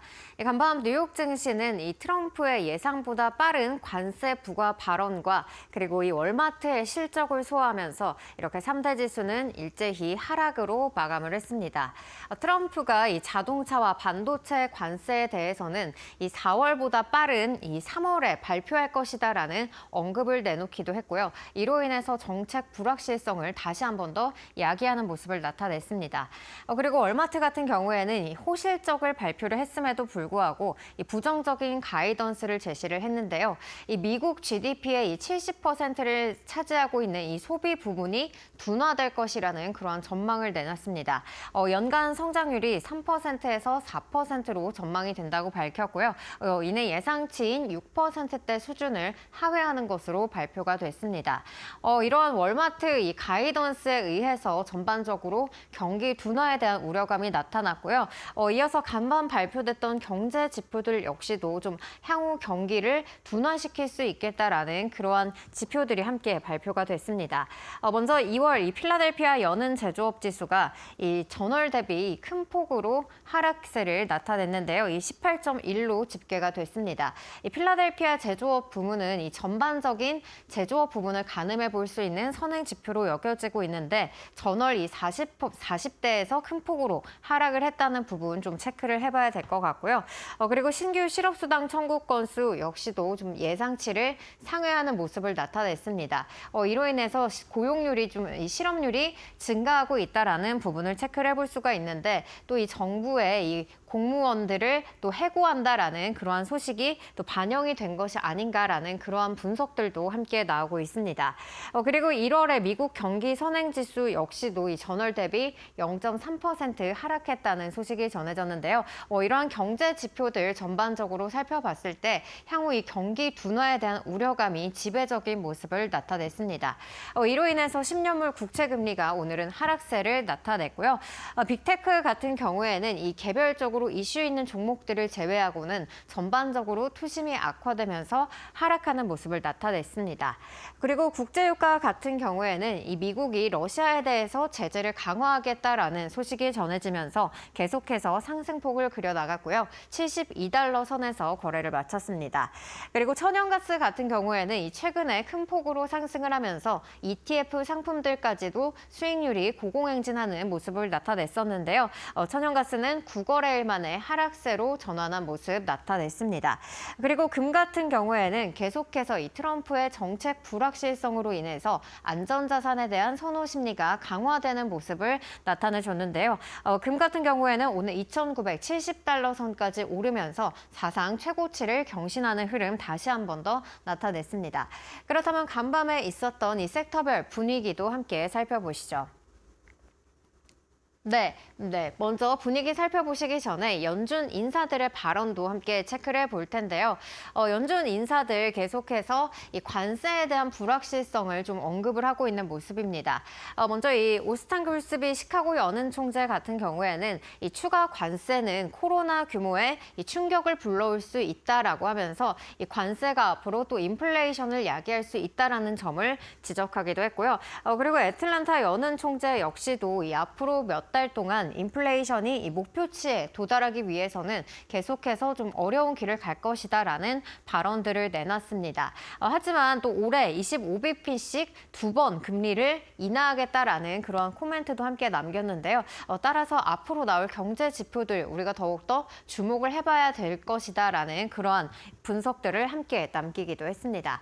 그렇다면 이 전반적인 섹터별 분위기도 체크해 보시죠. 네, 오늘은 전반적인 섹터들이 대부분 하락하는 모습을 나타냈는데요. 특히나 이 금융주들의 하락세가 도드라진 모습 나타냈습니다. JP모건과 이 대형 은행주들 같은 경우에는 올해 초 대비해서 10% 이상 상승세를 계속했는데요. 이날장에서는 이렇게 큰 폭으로 4%가 넘게 이 대형 은행주들이 하락을 하면서 다우의 하락세를 만들었다고 그러한 분석들이 나오고 있습니다. 그리고 빅테크들 같은 경우에는 혼조세를 보였는데요. 전일장에서 이 새로운 양자 컴퓨팅 칩을 개발한 마이크로소프트와 그리고 또 새로운 신제품을 개발하겠다는 애플 그리고 다음 주에 실적 발표가 있을 엔비디아가 강보합권에서 이렇게 거래를 마쳤고요. 나머지 종목들은 이렇게 대부분 하락세를 보이는 모습 나타냈습니다. 구글 같은 경우에는 또 이 애플의 판매 전략을 모방을 해서 인도에서 이 소매 판매점을 열 것이라는 그러한 소식들이 전해지기도 했고요. 메타 같은 경우에는 올 초 대비해서 25% 이상을 상승을 한 그러한 계속해서 주가 흐름을 보이고 있기 때문에 이 주식 분할의 가능성도 제기가 되고 있습니다.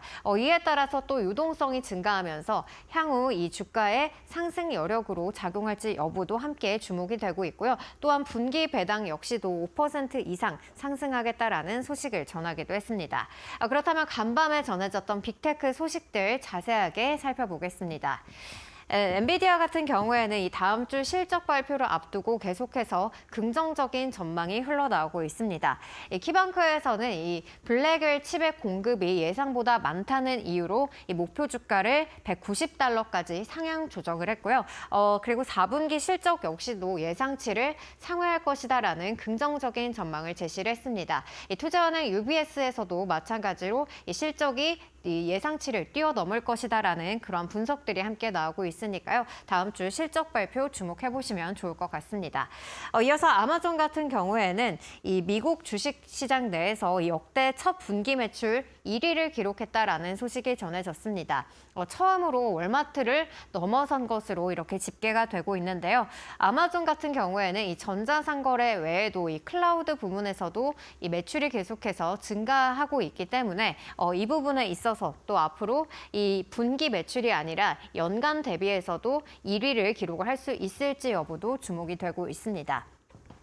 그리고 이어서 테슬라 같은 경우에는 오늘장 이 미국 공장에서 이 노동자가 이 사망 사건을 이유로 이 안전 규정 위반 조사에 들어갔다는 소식이 전해졌습니다. 이로 인해서 벌칙을 부과받았다라는 소식이 전해지면서 오늘장 하락세에 좀 영향을 미친 것으로 풀이가 되고 있고요. 그리고 이 인도에서 3분기부터 전기차 판매를 시작하겠다라는 소식을 전하기도 했습니다. 인도에서는 계속해서 이 수입차 관세를 낮추려는 그런 방안들을 검토를 하고 있기 때문에 향후 이 전기차 3위 시장인 이 인도에서 이 판매량을 끌어올릴 수 있을지 여부도 주목을 해보시면 좋을 것 같습니다. 그렇다면 간밤에 전해졌던 특징주들도 하나씩 살펴보시죠. 네, 팔란티어 같은 경우에는 전일장에서 이 CEO가 주식을 12억 달러 이상 매각하겠다라는 소식과 더불어서 이 국방부에서 또 이 국방 예산을 감축하겠다라는 소식이 전해지면서 이 두 자릿수대의 하락세를 그려냈습니다. 오늘장에서도 계속해서 하락세를 그려가면서 장중에 100달러 선을 이탈하는 모습도 나타냈는데요. 장 후반에는 그래도 일부 하락폭을 만회한 것으로 나타났습니다. 하지만 웨드부시에서는 이런 하락세에도 불구하고 이 목표 주가를 120달러 선으로 계속해서 유지를 했고요. 이번 하락이 매수 기회가 될 수 있다면서 긍정적인 전망을 제시하기도 했습니다. 그리고 월마트 같은 경우에는 이 호실적을 기록을 하긴 했지만 2026년 가이던스를 예상치를 좀 하회한다 그러한 소식이 전해졌습니다. 이로 인해서 앞으로 소비 심리가 둔화될 수 있다는 그런 우려감에 오늘 시장에 큰 영향을 미치기도 했는데요. 앞으로 이 관세 영향으로 인해서 비용 부담 증가 역시도 우려가 되고 있기 때문에 이 향후 월마트의 이 또 관세 정책이 또 어떻게 영향을 미칠지도 함께 살펴보셔야 될 것 같습니다. 그리고 이어서 알리바바 같은 경우에는 지난 이 3분기 호실적을 발표를 했습니다. 특히나 이 클라우드 부문 매출 성장률이 13%대로 이렇게 집계가 됐고요. 그리고 AI 제품 매출 역시도 6개 분기 연속 세 자릿수대 이렇게 큰 폭의 성장세를 나타내고 있습니다. 최근에는 또 애플과 AI 부문에서 협력을 하고 있다라는 소식이 전해졌기 때문에 앞으로 이 알리바바의 흐름도 계속해서 체크해 보시면 좋을 것 같고요. 그리고 헤즈브로 같은 경우에는 이 완구 업체인데요. 헤즈브로는 이 매출이 예상치를 하회하는 그런 모습을 나타냈습니다. 하지만 앞으로의 이 수요 둔화에 대응하기 위해서 이 10억 달러 규모의 비용 절감을 구축할 것이다라는 계획을 발표하면서 오늘장 이렇게 두 자릿수대의 강한 상승 탄력을 나타냈고요. 그리고 중고차 거래 플랫폼 업체인 이 카바나 같은 경우에는 향후 이렇게 좀 긍정적인 전망이 계속해서 이어질 것이다라는 그 CEO의 발언과는 좀 다르게 구체적인 가이던스는 부재한 것으로 나타났습니다. 이로 인해서 오늘 주가가 두 자릿수대의 하락세를 그려냈고요. 하지만 조정 마진이 10%대로 집계가 되면서 동종 업계 대비해서는 높은 수준을 기록하고 있다는 긍정적인 그런 분석들도 함께 제시가 되기도 했습니다. 네, 마지막으로는 넷플릭스도 살펴볼 텐데요. 넷플릭스는 향후 4년간 이 멕시코에 10억 달러를 투자해서 영화나 이 TV 시리즈를 제작하겠다라는 소식을 전했습니다. 향후 이 남미 시장에서 또 이 사용자들을 계속해서 끌어올릴 수 있을지 여부도 주목이 되고 있습니다. 오늘 장에서는 1.8% 하락한 채 거래 마쳤습니다. 네, 여기까지 간밤 마감됐던 뉴욕 증시 흐름 자세하게 살펴봤고요. 그럼 계속해서 이어지는 저희 방송 함께 하시면서 오늘 장 투자 인사이트 챙겨보시면 좋겠습니다.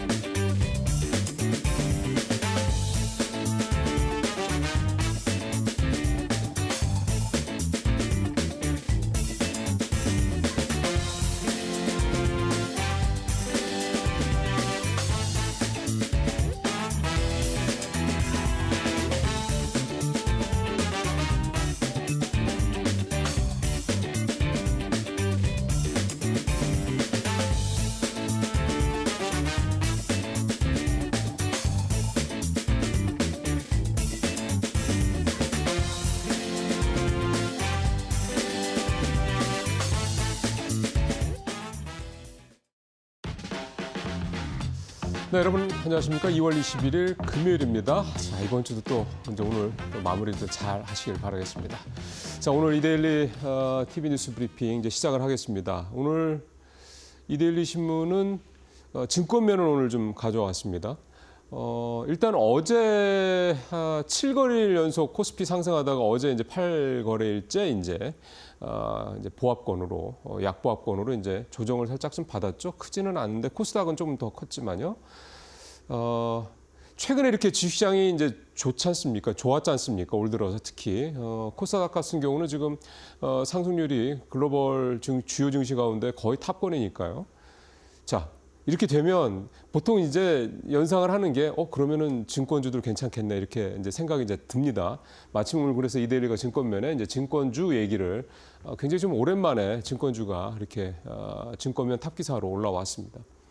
사실 이제 그동안에 이제 조선, 방산, 그다음에 요즘에 또 엔터도 있었고, 그다음에 이제 반도체 관련주들, 삼성전자 분위기가 사실 이쪽으로 계속 가 있다 보니까 증권주들은 시장 상황과 관계없이 별로 이렇게 관심권에서 이렇게 높지는 않았습니다. 특히 작년까지는 시장이 워낙 안 좋았기 때문에 거래 대금도 6조, 7조 원대까지 떨어졌지 않습니까? 그러니까 당연히 증권주들이 이렇게 거래도 별로 안 되고 시장에 돈도 자꾸 빠져나가는데 증권주들 돈 되겠어 이제 그렇게 생각을 기본적으로 좀 하셨죠. 마찬가지입니다. 그런데 최근에 증권주들이 올 들어서만 두 자릿수 이상 오른 종목들이 꽤 많습니다. 이제 그만큼 증권주에 대한 어떤 실적 이런 부분들이 좀 좋았다는 얘기고 또 기대감도 있다는 얘기인데요. 특히 작년에 우리 시장이 되게 안 좋았기 때문에 증권주들 별로 안 좋을 것이다 생각을 했지 않습니까? 근데 아마 기사를 통해서 이미 알고 계시겠지만 국내 좀 주요 증권사들 같은 경우 특히 이제 해외 증권 쪽에 해외 주식 거래 쪽에 이렇게 많이 이렇게 비중이 높은 회사들 같은 경우는 작년에 영업이 1조 이렇게 클럽으로 오른 증권사들이 많습니다. 그러니까 그만큼 국내 쪽에서는 딱히 그렇게 수익이 많이 나지 않더라도 이 해외 주식에 대한 거래가 엄청나게 늘면서 해외 주식 거래 관련된 이 브로커리지 피가 굉장히 늘어나면서 이제 좋은 실적을 거뒀다 이렇게 된다라는 거죠. 그러다 보니까 증권주들이 관심이 좀 높아지고 있습니다. 종목들 몇 개 좀 보겠습니다.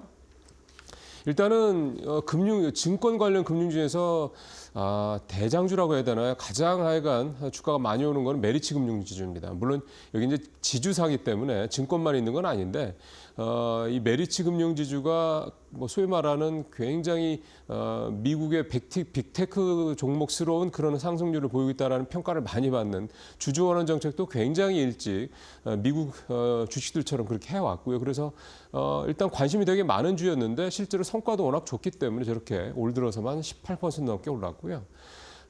그다음에 한국금융지주, NH투자증권, 미래에셋증권, 삼성증권 이렇게 대부분 두 자릿수 전후에 높은 상승을 보였습니다. 오히려 작년에 국내 주식시장이 아무래도 부진했던 탓이 커서 그런지 키움증권 해외 투자도 많이 하긴 합니다만 일단 영업이 1조 클럽에 등극은 했는데 올 들어서는 수익률이 비교적 높지는 않은 편입니다. 증권주는 지금 사실은 거래 대금이 워낙 늘고 있지 않습니까? 지금 양쪽 다 합하면 20조가 다시 넘어가기 시작했습니다. 그다음에 이 신용융자 잔고 늘어나고 있고요. 고객예탁금도 증가하고 있고 등등등. 그다음에 최근에 우리 시장 전반적으로 분위기도 좋고 이런 전반적인 상황들을 감안하면 주식시장에 대한 관심만큼 높아지고 있다는 거니 증권주에 대한 관심도 조금 더 가져갈 수 있겠다. 그런 부분들 전망도 시장에서 좀 많이 나오고 있습니다. 증권주들 그래서 이제는 한번 오늘 이데일리 신문 기사를 좀 계기로 해서 한 번 더 들여다보시면 좋을 것 같습니다. 자, 두 번째는 환율 얘기를 좀 해보겠습니다. 앞서 오늘 이제 마켓 시그널에서 환율 종가 보여드렸습니다만 1,431원대까지 떨어졌죠. 1,430원대까지 떨어진 것도 좀 꽤 오랜만입니다. 한 달여 정도 이렇게 시간이 좀 지난 것 같은데 어제 시장에서 1,441원에 개장을 했다가 마감은 1,438원에 마감을 했고요. 이틀째 그랬죠. 그 다음에 시간의 거래에서 1,434원까지 떨어졌던 게 이제 오늘 시장에서 또 이제 뉴욕 시장에서 달러 인덱스가 오늘 0.7% 떨어지면서 이제 더 하락을 하는 그런 모습이 좀 나타나고 있습니다. 환율이 좀 변화가 좀 있다 이런 좀 말씀을 좀 드릴 수가 있겠고요. 오늘 이렇게 달러가 약세로 돌아서고 그 다음에 원달러 환율을 비롯한 이 아시아권 환율이 좀 좋아지는 이유를 좀 살펴보면 일단 어제 상황만 놓고 보면 트럼프 대통령이 중국과 무역 협상을 뭐 타결할 가능성이 있다 이런 얘기를 하면서 일단 관세 리스크에 대한 부담이 좀 줄어들었다라는 거. 시장에서 이것 때문에 어제 위안화가 좀 올랐거든요.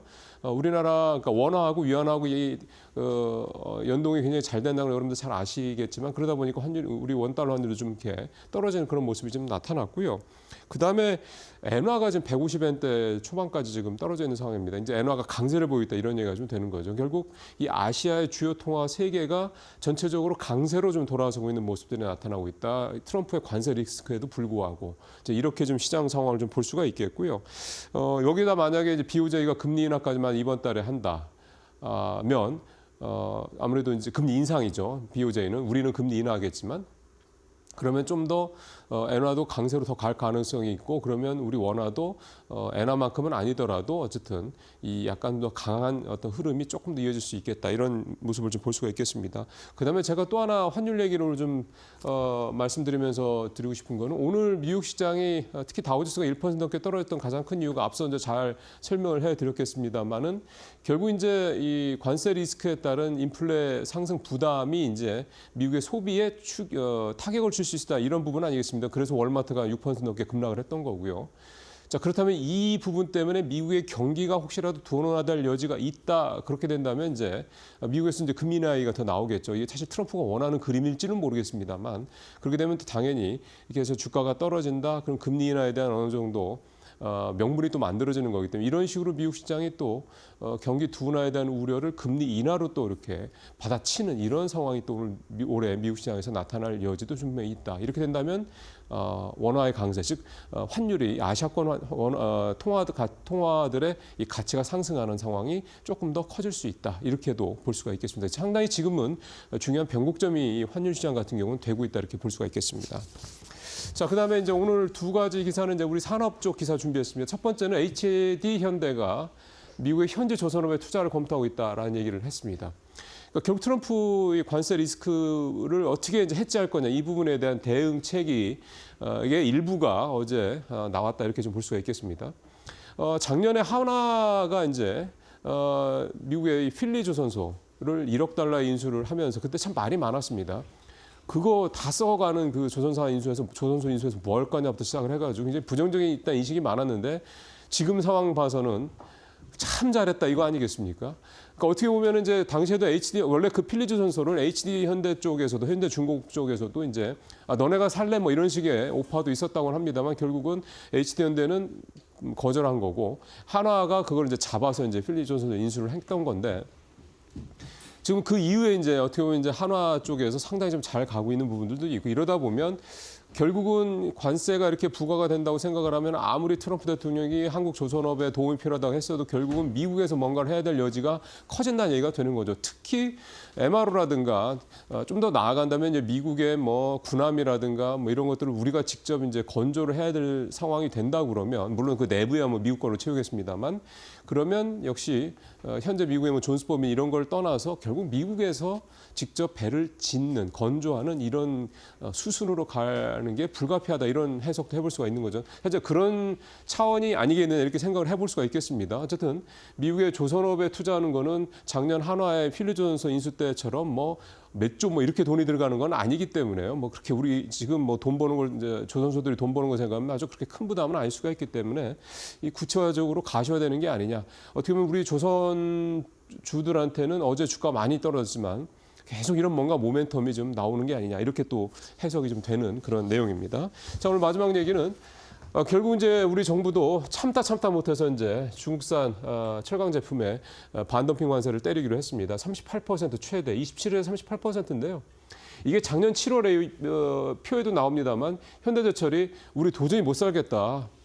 중국 철강 제품들 때문에 우리 못 살겠으니 빨리 좀 반덤핑 관련해서 조사해달라 해서 조사를 들어가서 거의 뭐 1년까지는 아니지만 한 10개월 가까이 좀 걸린 거죠. 그래서 이렇게 결정이 됐고요.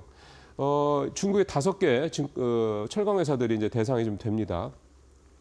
근데 이게 사실 철강 제품뿐만 아니라 석유화학 제품들도 사실은 좀 굉장히 우리 석유화학 업체들의 사업 구조 재편까지 끌어낼 정도로 타격이 좀 크죠.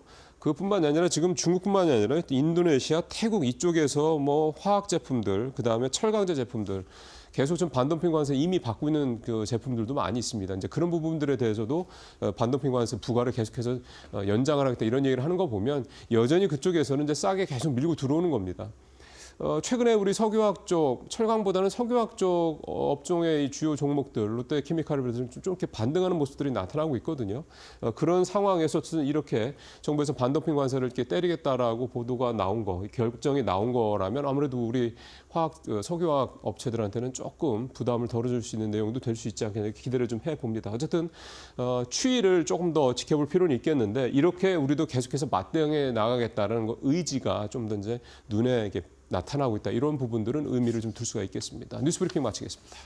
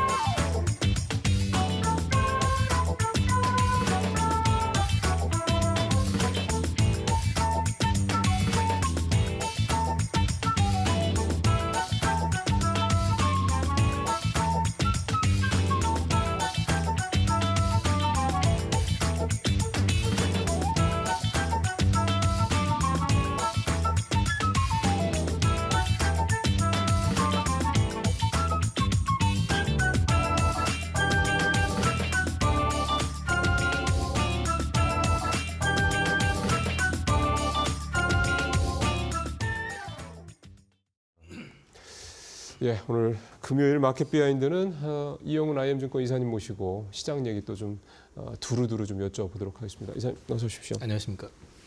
오늘 뉴욕 시장 특히 다우가 1% 넘게 떨어지고 이 부분, 그러니까 이제 결국 이제 뉴욕 시장에서도 그동안 트럼프 관세 부분에 대해서 조금 이게 결국 협상력이야 뭐 이렇게들 약간 좀 조금 그렇게까지 크게 안 보다가 좀 점점점 부담스러워진다라는 쪽으로 시각이 무게가 넘어갔다 이렇게 좀 볼 수 있는 신호입니까? 시장에서는 일단 특히 증시 같은 경우는 어떤 이슈에 대해서 이제 그게 실제 실현이 되기 전에 이제 압력을 줄 수도 있거든요. 그렇죠. 주가를 통해 가지고. 네. 근데 이제 어제 같은 경우는 이제 오늘이죠. 오늘 같은 네. 경우는 이제 월마트가 이제 실적 관련해 가지고 노이즈가 좀 발생이 되면서 한 6% 정도 빠져버리고. 사실 실적 자체는 좋았다면서요, 예상치보다. 근데 이제 소비 자체가 이제 좀 패턴 이런 걸 보면은 이제 그 가용 자산보다는 좀 레버리지를 좀 쓰는 것들 좀 있었고, 그다음에 소비 구조 자체가 조금은 이제 약간 침체 시그널이 좀 나오는 거 아니냐라는 경기에 대한 노이즈를 조금 건드리는 것 같고요. 그렇죠, 그렇죠. 네. 네. 거기에 대한 부분하고 이제 은행주 쪽 좀 밀리면서 전체적으로 시장은 좀 눌렸고, 그나마 이제 어저께 알리바바가 실적을 서프라이즈를 내면서 컨퍼런스 콜을 통해 가지고 향후 3년 동안 투자할 금액이 이전 10년에 했던 금액보다 더 많을 거다라고 얘기를 하면서 이제 엔비디아나 이런 쪽으로는 좀 분위기가 그나마 예, 오늘 엔비디아는 올랐더라고요. 네, 조금 올라갔는데 엔비디아는 이제 다음 주 목요일 날 아마 실적 발표가 예정돼 있는 걸로 알고 있는데 네. 거기에서 이제 정말 시장 가이던스 이상을 맞춰주고 그다음에 이제 또 포워드 가이던스라든지 또는 이제 이런 부분들이 딥시크 충격에도 불구하고 시장의 기대치를 이상을 충족시켜주느냐에 따라서 그렇죠. 여기서 한 단계 더 전고점을 돌파하는 그림이 나오느냐 아니면 다시 한번 저점 테스트를 하는 이렇게 양날로 좀 갈릴 가능성이 있으니까 그때까지는 뭐 급하게 증시가 변동을 하기보다는 눈치 보기가 좀 되지 않을까 그러게요. 싶습니다. 예. 예, 이게 또 만약에 말씀하신 대로 위쪽으로 좋은 쪽으로 나온다면야 다시 또 좀 끌고 올라갈 수 있는 여지가 있겠지만 만약에 지난번에도 이사님 고 엔비디아 관련해서 말씀하셨던 게 자꾸 이제 그 전년 대비 그 영업이익률 또는 그런 부분들이 자꾸 이제 둔화된다는 말씀을 하셨거든요. 그게 둔화가 더 가파라진다던가 또는 둔화 추세가 이어진다 그러면 또 시장은 또 한번 충격을 받을 수가 있는 부분들이어서 그 사실 시장이 어떻게 보면 좀 많이 올랐다는 부분에 대해서 뭔가 조정의 빌미를 좀 기다리는 듯한 분위기도 좀 있는데 그게 또 뭐 엔비디아가 될 수도 있는 거고. 근데 오늘 상황만 봐서는 시장이 다시 좀 뭔가 이 소비 등을 비롯한 오늘 저 경기선행지수 컨퍼런스 보고서는 경기선행지수도 좀 부진하게 나오고 이런 것들을 보면 조금 이제 지표 쪽에 좀 더 관심이 좀 가고 있는 게 아니야 이런 생각도 좀 들더라고요. 그러니까 이제 그거를 또 연결을 시켜가지고 지금 이제 관세를 자꾸 부각을 시키는 거거든요. 그러니까 인플레 부담이 커진다 자꾸 이런 식의 얘기들이 나오고. 예, 근데 이제 뭐 또 트럼프 대통령이 뭐 그 양반 말씀하시는 거 보면은 도대체 일국의 대통령이 말을 왜 이렇게 쉽게 바꾸는지 좀 짜증스럽긴 한데 아니 4월 달에부터 이제 관세 도입 얘기를 맞아요. 했던 거 한 달 또 앞당긴다고 하면서 또 시장을 또 뭐 그런데 뭐 하든 말든 어쨌든 간에 그런 것들이 이제 계속해가지고 시장에 조금 노이즈로 작용을 하고 있는 것 같아요. 지금. 그러니까요. 이게 어쨌든 이게 참 모습입니다. 그것도 트럼프의 협상 전술인지는 모르겠는데 이게 참 말씀하신 대로 말을 자꾸 바꾼다는 건 시장에서는 불안감이 원래 증폭될 수밖에 없는 건데 오늘 같은 경우는 확실히 이제 트럼프 관세 리스크에 대한 이 인플레를 자극할 수 있다는 이 부담이 시장에서 확실히 좀 먹혔던 그런 날이 아니었나 그렇게 생각이 좀 드는군요. 우리 시장으로 좀 와보겠습니다. 어제 우리 시장도 7거래일 연속 코스피 상승하다가 어제 8거래일째 만에 이제 하락했고 연기금은 뭐 계속 사고 있으니까 뭐 그건 됐고 전체적으로 어제 그냥 막 계속 올랐으니까 좀 하루 쉬어간다 정도 이렇게 봐야 됩니까? 사실 조정 왜 없이 이렇게 올라갈 정도로 지금 우리나라 펀더멘탈이 좋은 건 좋냐. 아니잖아요. 근데 이제 네. 올라가는데 즐기면서도 찝찝한 거죠, 그게. 왜 즐기면서 이렇게 찝찝하다. 갑자기 분위기 그러니까 좋아질 건 알았었지만은 뭐 이게 갑자기 그 세계 또 1위 수준의 어떤 상승률을 보일 정도의 그림이 나오느냐. 뭐 자연스러운 조정이라고 보고 있고요. 그렇죠. 네. 이제 그거를 지금 시점에서 다시 한번 되짚어 보면은 이제 자꾸 이제 연기금 순매수 얘기를 하는데 이제 연기금이 주식시장의 볼모는 아니거든요. 그럼요. 근데 당연히 이제 그래야죠. 작년 같은 경우는 워낙에 우리만 유난스럽게 빠졌고 또 이제 정치적인 불확실성까지 겹쳐버리고 이런 것들이 이제 동시 발생을 한 데다가 더해서 보니까 연기금이 한국물을 채워야 되는 비중을 상당 부분을 못 채우고 있었고 맞아요. 살 수가 없죠. 이렇게 그랬기 떨어지는데. 때문에 네. 이제 싸니까 이제 방어를 했던 목적이 있었던 거고 연기금이 뭐 30일 이상 계속 순매수 들어오고 이러는 부분들은 앞으로도 계속 그렇게 들어와야 된다라고 저는 동의하고 싶지는 않고요. 저도 말씀하신 일정 부분 뭐 밸류 이상 올라오는 것들은 정리해서 수익 그렇죠. 실현하고 그렇죠. 예. 네. 또 이제 좀 저평가되어 있는 거 위주로 집중하는 그런 전략을 보시면 될 것 같고 반면에 이제 뒤집어 놓고 말씀을 드리면 연기금이 어쨌든 하단은 지탱을 시켜줄 수 있는 여력이 있기 때문에 그렇죠. 낙폭 자체가 그렇게 심하지는 않을 거예요. 그렇죠. 이제 그렇게 보시면 될 것 같습니다. 예. 사실 연기금은 정말 연금에서 이제 운용하시는 쪽 분들은 참 힘드실 거예요. 왜냐하면 2022년이나 그때 장 안 좋을 때 그때 연기금 수익률이 연간 기준으로 마이너스를 이렇게 했을 때 아주 정말 난리가 났었거든요. 너네 대체 그렇게 해가지고 우리 노후를 너네가 보장할 수 있냐 등등등 해가지고 참 그러고 나서 그 다음해가부터 주가 올라가면서 수익률이 뭐 한 자릿수 후반 두 자릿수 작년에도 15% 정도 수익을 냈다는 거 대단한 거 아닙니까? 그렇습니다. 이런 대규모 펀드가 잘할 때는 별로 또 그런 얘기 안 나오거든요. 참 정치적으로- 힘드실 것 같아요. 정치적으로 불확실할 때는 연기금 강요해가지고 무조건 안전판 사라고 역할하라 하고. 그러잖아요. 또. 이건 투자는 안전판 역할을 해주는 게 아니라 쌀 때 하는 게 원칙이고 맞는 이거는 말씀입니다. 국민의 연금과 관련된 거니까 네. 노후와 관련된 거기 때문에 지금까지 저는 개인적으로 연기금 잘하고 있다고 보고 있습니다. 예. 작년에 만약 연기금이 한국 주식을 이제 그런 어떤 여론에 못 이겨서 압력에 못 이겨서 샀었다고 그러면 아마 참 수익률을 크게, 물론 해외 시장에서는 많이 났겠지만 국내에서는 굉장히 마이너스를 크게 일으켰을 수도 있었으니 참 지나고 나서 이렇게 좀 어떻게 보면 편하게 말씀을 나눌 수 있는 것 같습니다. 자, 연기금 얘기까지 여기까지 하고요.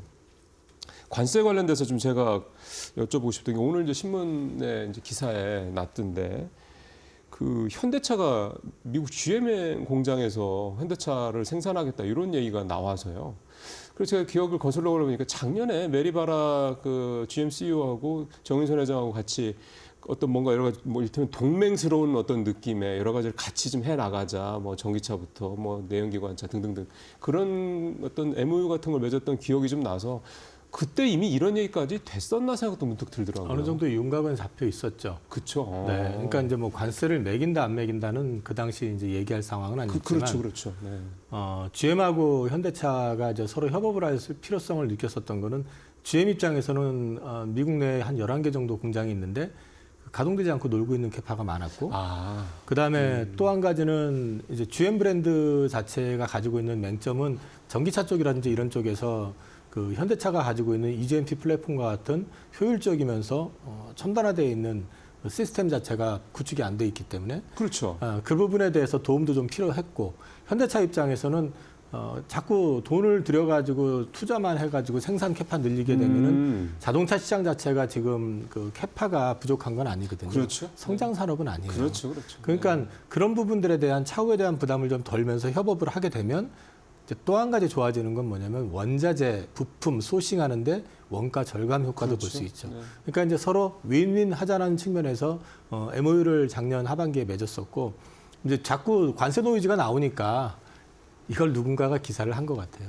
근데 그래서 사실 어제도 현대차가 20만 3천 원, 20만 턱걸이 했어요. 어제도 0.5% 정도. 물론 어제 뭐 장이 떨어진 거 생각하면 이 정도면 비교적 최근 들어서 보면 선방했다고 볼 수 있는데 차트를 보면 작년에 올 1월 초에 22만 7천 원 찍고 난 다음에 좀 계속 떨어지고요. 한 3개월 차트를 보면 여전히 계속 20만 원대 초반에서 20만 원 사이 여기에서 계속 박스권에 갇혀 있는 모습이 좀 벌써 한 서너 달 나타난단 말이에요. 그러니까 모멘텀을 좀 못 찾고 있는 거잖아요. 계속 관세 리스크가 그 중에 또 하나가 될 거고. 맞습니다. 뭐 말씀 나온 김에 현대차 이걸 어떻게 봐야 됩니까? 지금 수익률 게임에서는 당장에는 불리한 건 맞아요. 그쵸. 자꾸 관세 노이즈가 나오고 있고, 네. 그다음 말씀드린 것처럼 성장 산업이 아니다 보니까 실적이 여기서 서프라이즈하게 더 치고 올라가는 것도 분명히 한계가 있을 거고. 그렇죠. 여기에 더해서 이제 관세 노이즈까지 있다 보니까 관세가 실제 되고 안 되고를 떠나가지고 어찌됐든 간에 그거 자체가 노이즈로 주가 상단을 또 막는 역할을 하고 네, 있기 때문에 계속. 부담스러운데요. 네. 역으로 이제 그럼 하방에 대한 부분들을 말씀을 좀 드려보면, 현대차가 지난번 CEO 인베스터 데이에서 얘기했던 건 뭐냐면 최소 배당률을 10,000원을 지금 연간 배당을 하겠다고 얘기를 예. 했었거든요. 근데 연간 배당 10,000원이면은요, 지금 주가로 보면 5% 수준입니다. 5% 가까운 수준이고, 5% 수준이라는 얘기는 뒤집어 놓고 말씀을 드리면 지금 현재 정기예금 금리가 3% 내외거든요. 그러면 이제 현대차 같은 경우는 배당을 더 준다. 물론 그게 주가에 리스크가 있다라고 말씀을 하실 수 있는데, 그걸 또 PER로 계산을 해보면은 지금 현재 PER 4배입니다. 관세 두들겨 맞고 매출 감소하고 뭐 아니면 또 비용이 늘고 한다 하더라도 PER 5배 정도 됩니다. 그럼 비싸다고 할 수 없죠. 5배요? 그러면 현대차가 그냥 단순히 레거시 자동차만 파는, 내연기관차만 파는 회사냐? 전기차에서도 위상을 갖고 있고 하이브리드에서도 글로벌 탑티어급에 들어가는 기술을 갖고 있습니다. 네.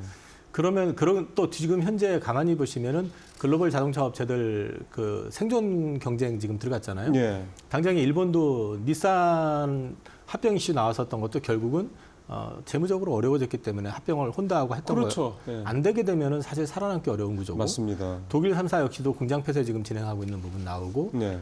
전기차로 가면 갈수록 어려워지는 회사들 많이 늘어날 거고요. 그러니까 전기차로 가든 내연기관을 고수하든 간에 현대차는 양쪽을 다 견딜 수 있는 체력을 가지고 있다. 아니면 중간 다리에서 하이브리드로 간다 하더라도 하이브리드 그것도 역시 할수 마찬가지고, 여기에 미래 산업으로 해가지고 지금 보스턴 다이너믹스라고 하는 로봇 산업 가지고 있잖아요. 근데 그거 역시 마찬가지로 이번 주에 나왔던데 피규어 AI라고 하는 로봇 회사, AI하고 로봇을 하는 회사인데 그게 한 우리나라 돈으로 40조 밸류를 받았다고 하는데 보스턴 다이내믹스가 그거보다 훨씬 로봇 자체로만 보면 기술력이나 이런 게 앞서 있거든요. 네. 더 받을 수도 있다는 얘기죠.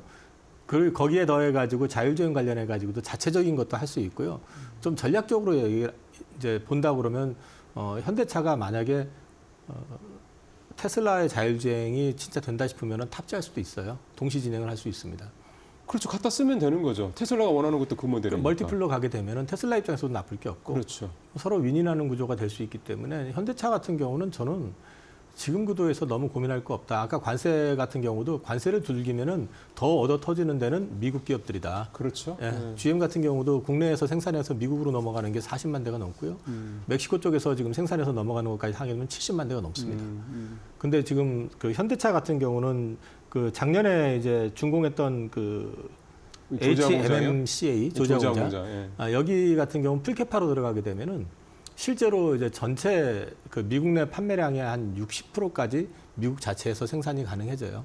그렇게 되면은 거의 뭐 저 GM하고 별 차이 없는 상황까지 나옵니다. 그러면 GM 공장 활용해서 일부 좀 생산하고 그다음에 조지아 공장 활용해서 풀로 돌리고 그러면 네. 지금 미국에 들어가는 현대차 기아 물량을 얼추 다 해낸다. 그러면 사실 관세 리스크에서는 해제네요. 근데 이제 GM도 한국에서 생산하는 것도 있고 좀 심하게 말씀드리면은 자기네들이 그 뒤집어 쓰기 싫으니까 미국 내에서 생산으로 바꿀 수도 있죠. 멕시코. 그렇죠. 그렇게 그런 거는 리스크도 있는데 있겠지만 어쨌든 간에 현대차는 선택적인 대안 여지가 많다. 그리고 트럼프 대통령 같은 경우도 얘기했던 게 관세 부과 얘기를 하면서 기회를 주고 싶다고 하잖아요. 또. 예.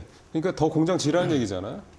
그러니까 저희가 보면서 좀 혼란스럽고 어쩔 때 보면은 무슨 저기 글로벌 최강의 미국의 대통령이 말을 저렇게 해야 하는데 이분 스타일 자체가 평생을 사업가로 살아왔기 때문에 자기가 비즈니스 할 때, 부동산 비즈니스 할 때 그 패턴을 그대로 지금 적용을 해서 하다 보니까 이게 그래도 외교라는 거는 좀 관례라는 게 있고 좀 뭐랄까 좀 귀족적인 어떤 그런 느낌도 좀 있잖아요. 보면은 서로 간에 약간 프로토콜이 주고받는데. 좀 있죠. 다 근데 따라야 되는.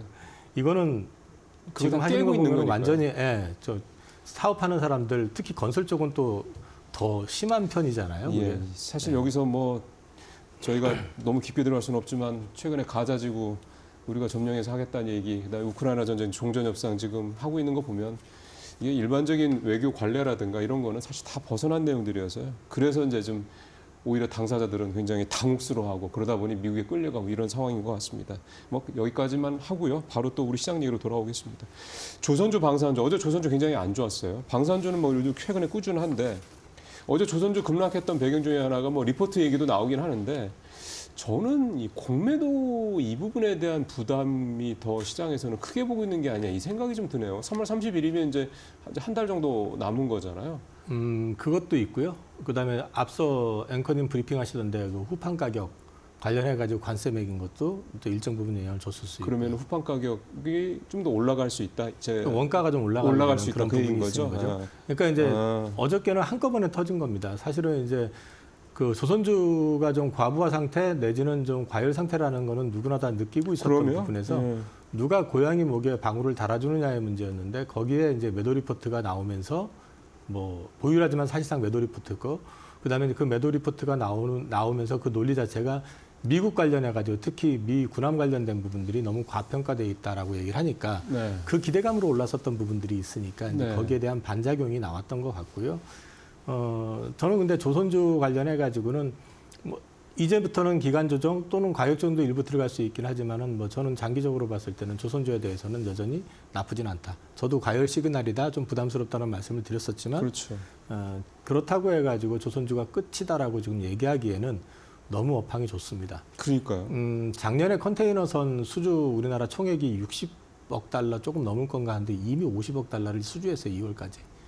컨테이너선 같은 경우 근데 우리가 지금 간과하고 있는 거 하나가 뭐냐면 미국에서 중국에서 생산된 선박에 대한 페널티를 물리려고 하는 그 움직임이 실제로 진행이 되고 있거든요. 그 이미 저 FLNG죠. 그 우리 삼성중공업이 네네. 잘하는 그거 같은 경우 원래 그거 하는 회사가 우리 삼성중공업이랑 중국에 제가 이름은 네네. 어려워 잘 못 외우겠습니다. 그 두 회사였는데 그 회사에 대해서 이미 제재를 했다고 그러더라고요. 그러면은 FLNG도 거의 삼성중공업이 뭐 독점을 할 수 있다 뭐 이런 얘기까지 사실은 나와서 그제인가 삼성중공업 급등했을 때 그 얘기가 나오던데 그런 부분식으로 계속 뭐가 나올 수 있을 거란 말씀인 거잖아요. 근데 이제 삼성중공업 급등했던 그 얘기는요. 사실 몇 주 전에 나왔던 얘기고요. 그걸 한 번 더 재탕을 하면서 주가가 올랐기 때문에 갖다 붙이려고 한 거구나. 네, 그래서 사실 이거 좀 너무하다 싶을 정도의 느낌이 있었던 거고요. 근데 이제 어찌됐든 간에 그거 외에도 중국에서 건조한 선박에 대해서 미국의 항구를 갖다가 이제 사용하게 될 경우에는 일종의 그 수수료 페널티 같은 거를 물어가지고 한다라는 얘기들도 있기 때문에 미국에 있는 항구를 쓸 때 컨테이너선 같은 경우도 최근에 독일사가 지금 다 중국으로 주기로 했던 거 절반을 한국으로 돌렸거든요. 예, 그 얘기 나왔었죠. 네, 이제 그런 것들도 나온다는 걸 놓고 보면은 컨테이너선 그다음에 이제 탱커 역시 교체족이 들어와 있고 또 더해서 이제 LNG 같은 경우도 미국 LNG 선박 같은 경우는 특히 LNG 선을 만들 수 있는 나라가 한국하고 중국밖에 없기 때문에 없죠. 예. 중국 주지 않는 이상은 다 우리가 다 가져야 우리만 도와야 된다는 되는 거죠. 거죠. 그것만 해도 5년 이상의 일감이고요. 여기에 뭐 지금 군함 관련된 거 뭐 따지고 이런 거 뭐 차치하더라도 예. 결국 장기적으로는 조선주는 여전히 나쁘지 않다. 다만 단기적으로 과하다. 그래서 거기에 따른 조정을 받는 구간이다. 그 정도로 말씀을 드릴 수 있을 것 같습니다. 예. 이사님 말씀은 이렇게 기간 조정 받을 때 그동안에 사고 싶어도 그냥 포모를 느껴가면서 쳐다만 보고 있었던 조선주들을 잘 한번 접근해 볼 수 있는 기회가 될 수 있겠다. 이를테면 작년에 제가 8월 말부터 바이오 과열 시그널 들어옵니다. 부담스럽습니다. 그러면서 제가 포트내에 있던 거 싹 정리했었던 게 11월이었는데요. 네. 제가 지난주에나 지지난주에 제가 바이오 들어가 있다 예. 말씀드렸잖아요. 그 통으로 봤을 때 한 2, 3개월 정도는 바이오가 못 움직이고 기었었고 그 기간 조정을 통해 가지고 어느 정도 눈높이가 좀 맞춰지거나 가격 조정이 좀 일어난 상태에서 다시 한번 기회를 볼 수 있다라고 볼 수 있다고 한다면은 앵커님 말씀하신 것처럼 3월 말부터 공매도가 재개가 되잖아요. 그러니까요. 그럼 그것도 결국 다가올수록 거기에 대한 부담에 대한 게 나올 수 그렇죠. 있죠. 그게 나오죠. 그러니까 덥석 지금 좀 빠졌다고 들어가시는 것보다는 흐름을 예. 조금 지켜보신 뒤에 어느 정도 그 부분에 대한 노이즈가 소화가 되면 그때 기회를 다시 보셔도 될 것 같습니다. 제가 듣고 싶은 말씀이 그 말씀입니다. 그래, 알았어. 그러면 언제까지 기다리라는 얘기에 대한 부분에 우리 시청자분들의 조금 궁금증이 지금 말씀하신 2, 3개월 정도를 생각하시면서 염두에 두시면서 좀 감안하시면 되겠다는 생각이 좀 듭니다. 시간이 지금 한 3분 정도 남았어요. 딱 하나만 더 질문을 좀 여쭤보겠습니다. 그 엔터주 얘기는 좀 해봐야 될 것 같은데 이게 결국은 한한령 해제 관련된 부분이잖아요. 이거 어제 엔터주 올라가는 거 보면서 이제 그럼 한한령 해제돼 그럼 엔터주 막 이제 들어가야 되는 거 아니야? 이렇게 생각하셨던 분들이 좀 많으실 것 같아서 어떻게 좀 접근하면 좋겠습니까? 엔터주는 올해 연간으로는 가져가는 게 맞다고 생각을 하는데 그 말씀은 하셨었죠. 예, 이제 그 근거는 기저효과가 있고 올해 이미 예정된 공연 숫자 자체가 작년 숫자를 넘어서는 상황이거든요. 여기에 이제 어제 기사 나왔던 것처럼 한한령이 풀렸을 경우에 한한령 관련해 가지고 풀리기 이전 중국의 그 엔터 기획사들에서 이제 차지하는 매출 비중을 보면은 전체 매출의 한 20% 이상을 중국 쪽에서 나왔었는데 지금 한 자리 숫자 초반이거든요. 그러니까. 그러니까 그게 올라간다고 생각을 하면 그 숫자 자체가 그만큼 업사이드를 가져올 수 있다는 측면에서는 긍정적이다. 근데 다만 아직까지는 뭐 기사에 따라서 결정되는 것도 아니고 또 하나는 지금 중국은 공식 입장이 한한령 없다는 거거든요. 그러니까 자연스럽게 그렇죠. 풀리는 거죠. 자기네는. 예. 네, 자연스럽게 풀릴 거라는 건 그게 풀릴 가능성에 대한 부분을 기대하는 거는 에이펙 정상회담에 이제 시진핑 주석을 초대를 한 상태고 그렇죠. 그 양반이 오게 된다면은 어느 정도는 뭔가를 좀 선물을 줄 수 있다라는 거잖아요. 풀어놓을 수 있다라는 거죠. 그리고 또 그 풀어놓는 게 내가 이거 해제시켜 줄게가 아니라 자연스럽게 분위기상으로 풀릴 수 있다라는 거죠. 그래서 그거는 지금보다는 좀 올 중반 넘어가면서부터 분위기가 좀 이제 무르익지 않을까 싶습니다. 그러니까요. 그러니까 좀 어떻게 보면 지금 이제 이런 기사가 나오고 하니까 막 이제 약간 가슴이 뛰죠. 그럼 이제 엔터주 오랜만에 좀 생각할 텐데 특히 한한령 같은 경우는 아직은 그러니까 에이펙 정상회담 경주 올해 10월인가요? 그때 기점이 될까 그 앞서가 되겠지만 조금 이제 이거는 지켜볼 필요가 있겠다는 말씀을 좀 들어봅니다. 혹시 만약에 그렇게 된다고 하면 엔터주도 많잖아요. 뭐 공연 쪽 많이 하는 데도 있고 뭐 드라마 제작하는 데 등등 이렇게 좀 많은데 포커스를 좀 어디다 두면 좋을까요?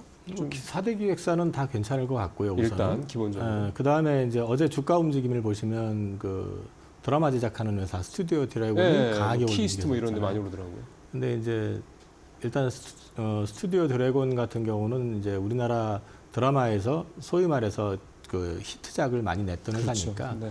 그런 회사들이 좀 눌렸을 때 나중에 한번 기회를 보시는 게 어떨까 싶습니다. 그러니까 어쨌든 기획사, 4대 기획사는 여전히 그 4대 기획사라는 게 우리가 아는 SM, YG, 어제 네, YG가 네. 굉장히 많이 올랐는데 뭐 말씀 나온 김에 하나만 더 좀 그 4대 기획사 중에서 그동안에 이제 하이브 같은 경우 BTS 완전체 뭐 이런 얘기 때문에 좀 올랐었고 JYP도 뭐 스트레이트 키즈인가요?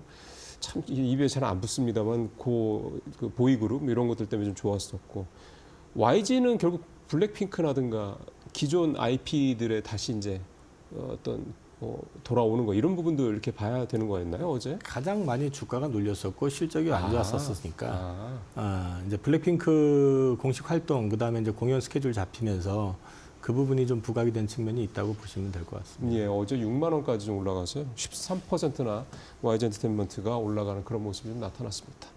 네, 이사님 오늘도 말씀 잘 들었습니다. 고맙습니다. 예, 어제 좀 쉬었고요. 오늘 또 쉴 수도 있죠. 근데 7일 연속 또 올랐던 걸 생각을 하면 하루 이틀 쉬어가는 거는 또 어떻게 보면 좀 편하게 좀 받아들여도 되지 않을까 생각이 듭니다. 그래서 이따 잠시 후 마켓 일부에서 이런 부분들 좀 잘 담아내도록 하겠습니다. 잠시 후에 뵙겠습니다.